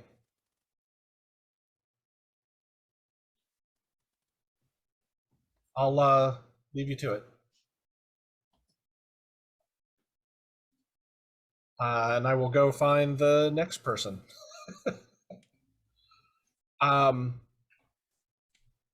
Sam, you said that Jinx was just checking all the areas and doing all, making sure the roof wasn't going to leak and that sort of stuff? Yes, so for the purposes of the funny, you can just pan directly down, and Jinx is inspecting a piece of roof that is below what Wolf is upon. Okay. Hey. What did Wolf have to say? That we're fucked. I mean, we're on the second floor and this is drywall. Yeah, he's right. Well, I don't think we're about to get into a firefight here, do you? We don't know what we're about yet. I'll admit it's not ideal from an operational standpoint, from a security standpoint, but... When was it ever? But I meant more about how, the mission at hand.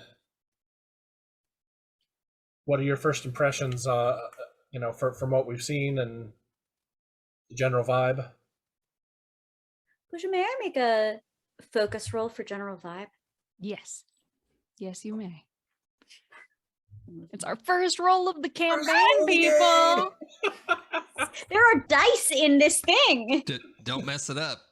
So I realize we haven't talked about it at all because it's been the least of my worries. We are currently using a hack of Band of Blades, which is a Forged in the Dark system, which means you have points in different abilities, and those form your dice pool. If your highest roll is a 6, you have succeeded fully. If you roll a 4 or 5, you have partially succeeded. If you get a 3 or below, like for any of them or for all of your dice, you have some consequences or failures. And I shall decide what those are as we go along. But yeah, so it's like the number of pips you have in something, then the determine your dice pool. And you can also push yourself, or you could take a devil's bargain to increase your dice pool. But if you do that, then it comes with its own consequences, including increased stress or harm, or, devil's bargain is exactly what it implies. So yeah. All right. So roll your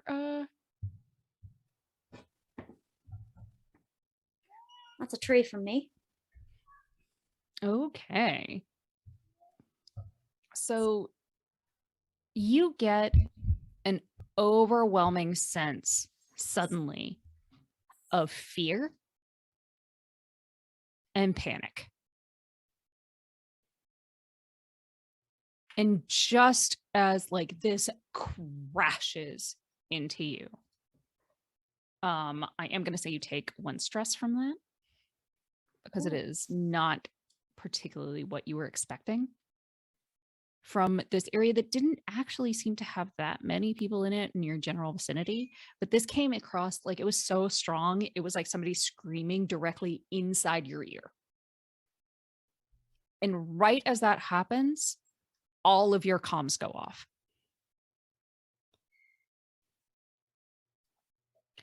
And you look down and you see like there's an alert from Perla Hagen, who is flagged as being the assistant director of NOMA.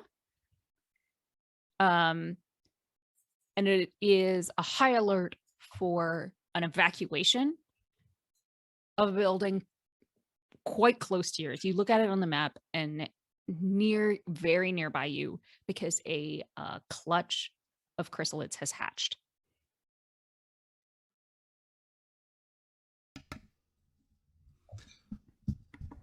Okay. Oh, looks like we're up. All right, let's go. And including that alert, like straight on the heels of that alert, you get like kind of a general call on your comms. So this will go to all of you. From Nia. And she says, I know you said you'd meet everybody in 2 hours, but hopefully you haven't had enough time to get undressed, because we've got an emergency situation. There are civilians, there are people in that building. And none of us are equipped to handle even baby chrysalids. We thought we had cleared everything. Obviously, we were wrong. How quick can you get here? We're on the way. Yeah, I have to imagine we're already in motion. I think it's out the window onto the fire escape, reach a hand up to Wolf who's above to help him down onto the fire escape, and down we go. Yep. Sorry, Crafty Geek. If I said comms went down, I didn't mean it. Mm. I didn't think I had said that. Didn't mean to give that impression. But there was like a high alert. There was like a red alert plus then a incoming comm message. copy that. That's about And we're like laser rifles and laser pistols, right? That's our kind of tech level. Yeah. Mm-hmm. Okay. Also, I just want a moment of Valkyrie like having plugged in her gremlin, and it's like she's like, well, 67% is gonna have to be good enough, and like snaps her fingers and it like whoop, like hovers onto her back, and she's. I like the window idea that as it's like a Roomba, and rather than like you having to plug it in, you attached its charger to the wall, right? And it docks itself. Yeah, docks itself totally. And I'm looking at it like, well, 2/3 is gonna do it. Let's go. So yeah, we're on our way too. Yeah. So talk to me about what kind of, like, you all have your regular loadouts. So you have your laser weapons, and you have obviously Valkyrie has her gremlin. And is there anything specific that y'all bring with you that is either something that you bring for sentimental or superstitious value, or for like that is specific to your character that you believe helps you in combat or might help you with this, chrysalid infestation? And I would love to go around and talk about how you get kitted out.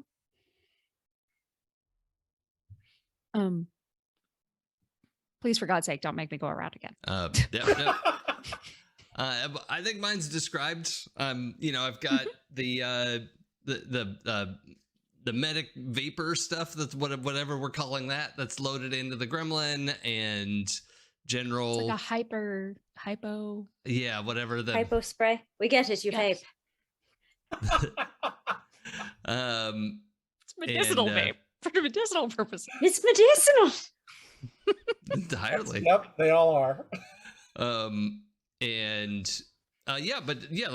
Hip holster, rifle on the back, and mostly just trying to be mobile. But also, like, Valkyrie is never the like first one through the door, and is not has never been the person in charge, even though we don't really have someone in charge now. Like, is like looking like, oh, Jinx went out the window. Okay, I'm gonna go after them, and you know, is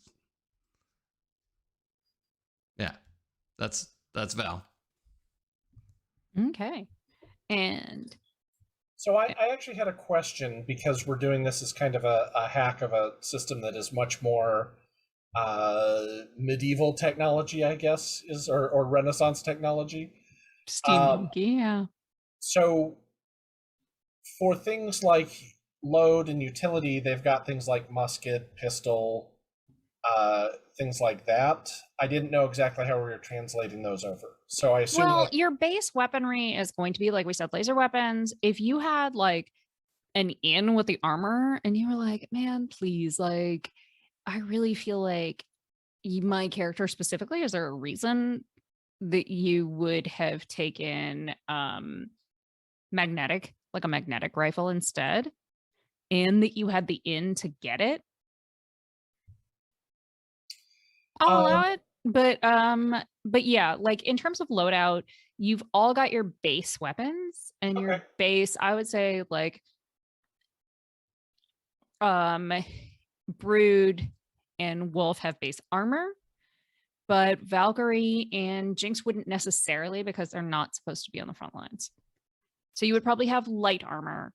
And then those two would have had to think about getting it and checking it out as they left, because this was also supposed to be a more civilian-facing mission. And they are not frontline fighters necessarily. Unless you have a problem with that, in which case I am open to changing it. It was just, that was my first impressions. No, it wouldn't have occurred to Val. Beyond having that like exoskeletal tool available, I really think of it more as like a tool rather than an armor thing. So, and that's sitting in her room right now. So, I mean, relative to the loadout from our sheets, because I know that was a like equipment checkout was part of creation. So I know I can opt down to light, Do but I not- think, you know, Don't opt down it. Just describe to me what you made sure to get before you left. I mean, so here's the thing. It's a standard loadout I asked for, and admittedly, like, you can kind of tell a psyop, we have a distinctive sort of look to us. But different psyops fight differently. And I don't think the requisition officer I asked for just give me the stuff from was someone I knew. And some psyops are closer to the front line. You might assume that that's the way to correctly load me out if you don't know. Or it could have been like, when you said, give me the stuff, the requisitions officer looked at you and was like, I need to go a little bit extra to make sure that Jinx stays alive. Yeah, basically, I think you take the squishy and you cover them in bubble wrap, and that was always really the play. Okay, great. So running that was the Michelin them. yeah. So You Jinx know. comes out like Jinx in like the 6 coats.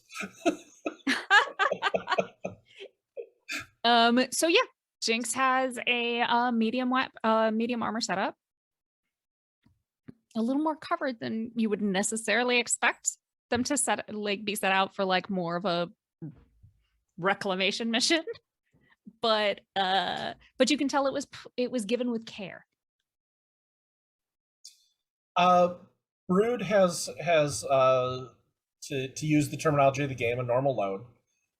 His equipment is not particularly specialized yet. It's still pretty much by the book and basic requisition, because he hasn't quite decided what to move into, what to major in.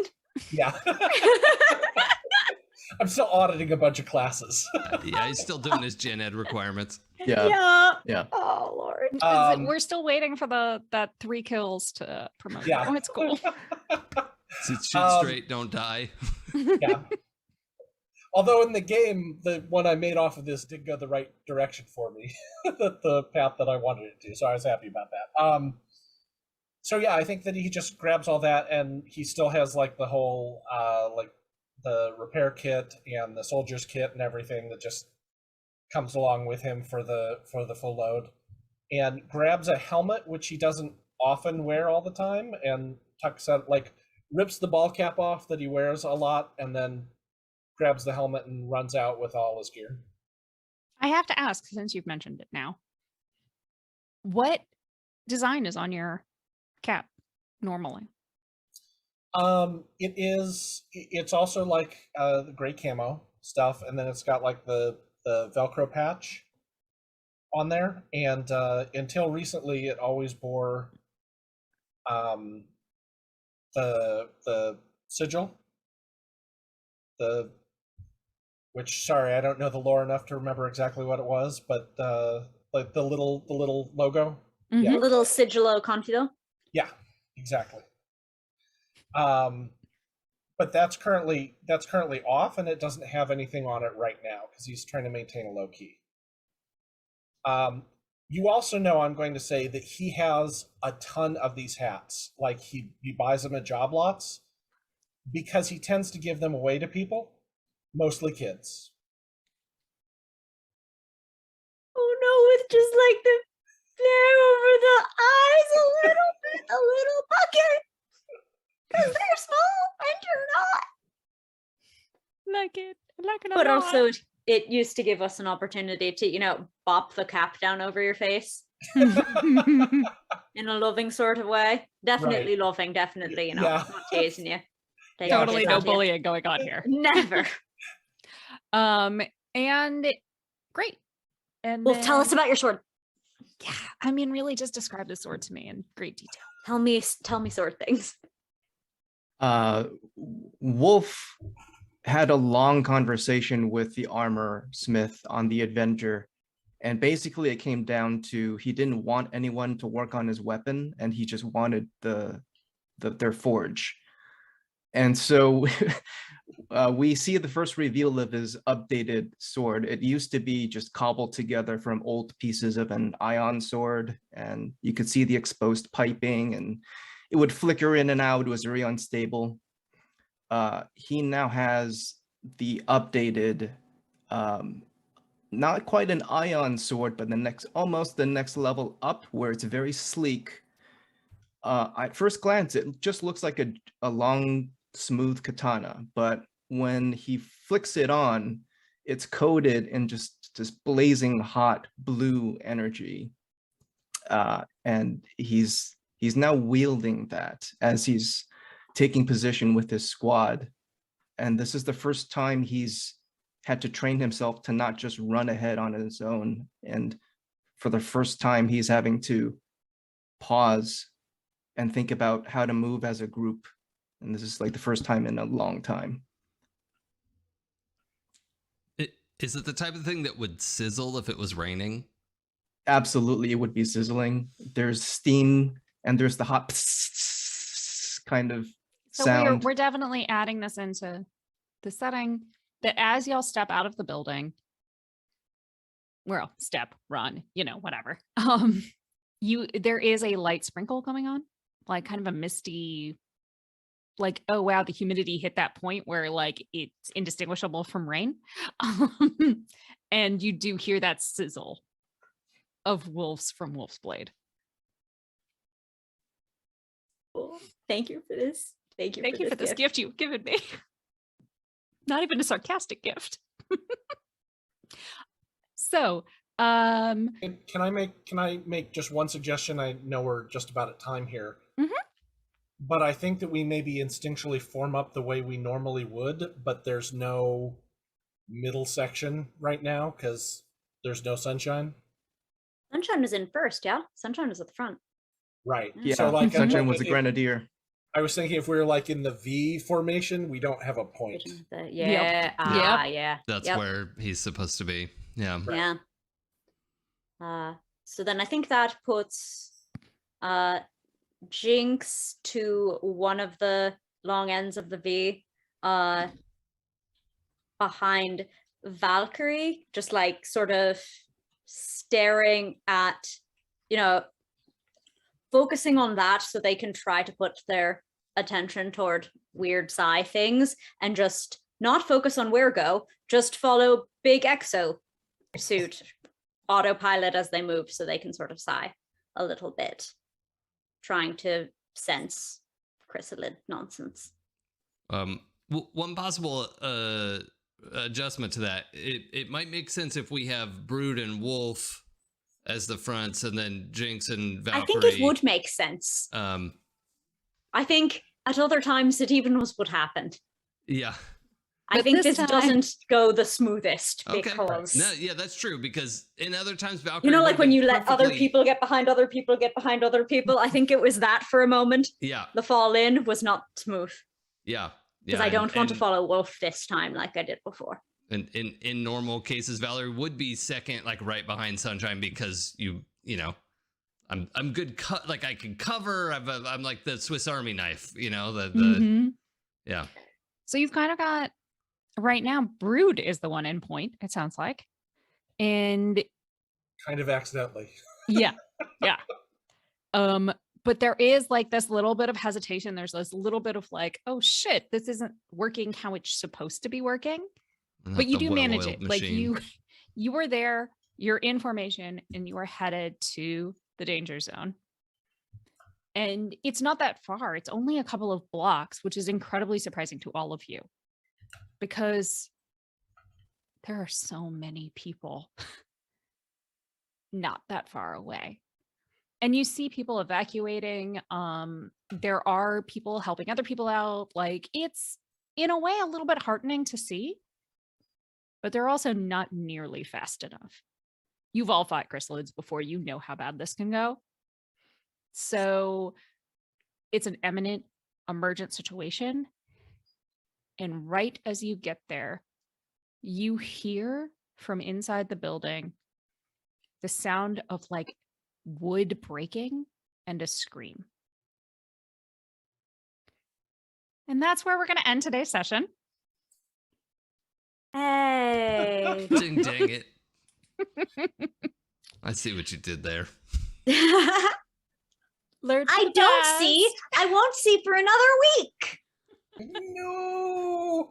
And I just want to say thank you all so much for joining us for episode 1 of Rise of the Phoenix.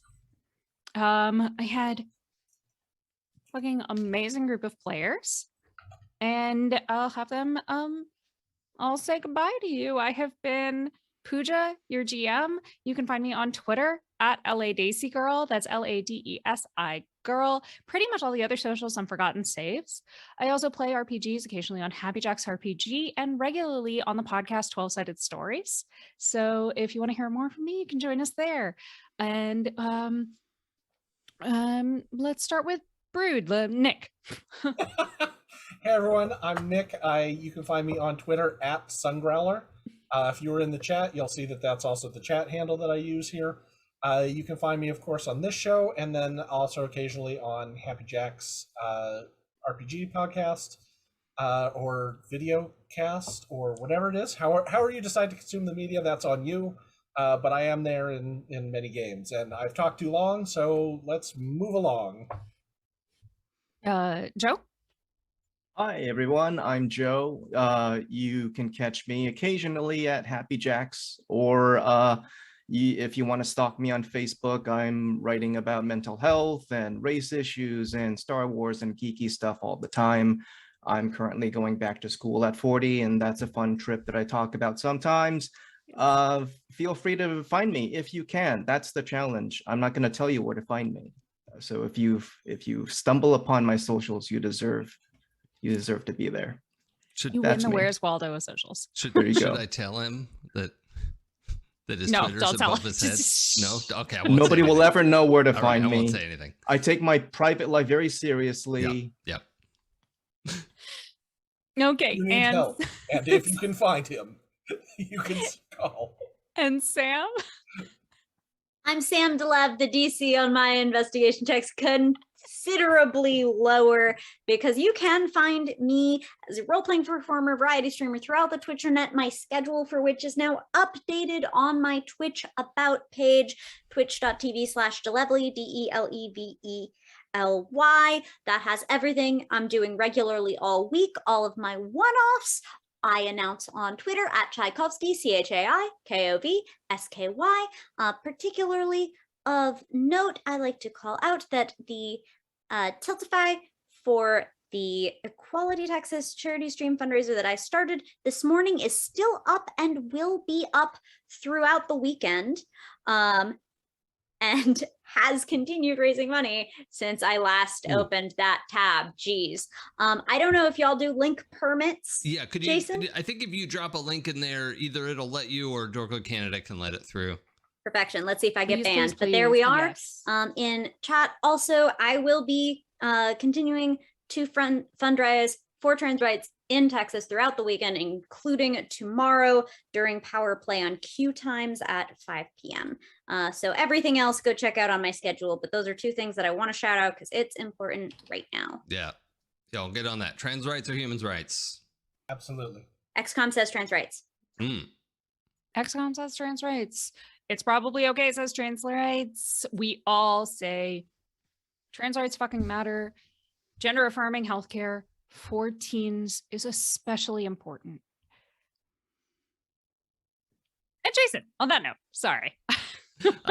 No apologies required for that. My name is Jason. You can follow me on Twitch and Twitter at It's Probably Okay. I stream here Fridays with this friend of mine called Sam. We have a little 2-player setup that we're playing video games, and Saturday afternoons we're here at 1 p.m. If you're watching this later, because live and later are your only two options to watch the show, you can watch live Saturdays 1 p.m. on It's Probably Okay on Twitch, and I'm also over on Happy Jacks on like every other Sunday right now. Probably going to be picking up a new campaign soonish because we're moving the studio around and I'm helping out with that. And sometime during the week, I believe Tuesdays, possibly Wednesdays, depending on friends' schedules and whatnot, I'm going to be getting back to my, well, it was on Wednesdays We Wear Death, but we'll see what it ends up being called, because if it's not Wednesday, that's weird. But I like to play games that are hard and you die a lot. So that's for whatever reason. And that's me. Oh, should I take us out? Probably. I did leave you for last, so you could do that because you are in charge of this channel business, despite all evidence to the contrary. No, I do have the button that lets me do that. So We'll fix it in awesome. post. Thank you everybody so much for joining us. Really appreciate having everyone here. The bits, the subscriptions, and just all the support is very much appreciated. So much. And we'll look forward to seeing you next week. Take care, everyone. Bye. You should look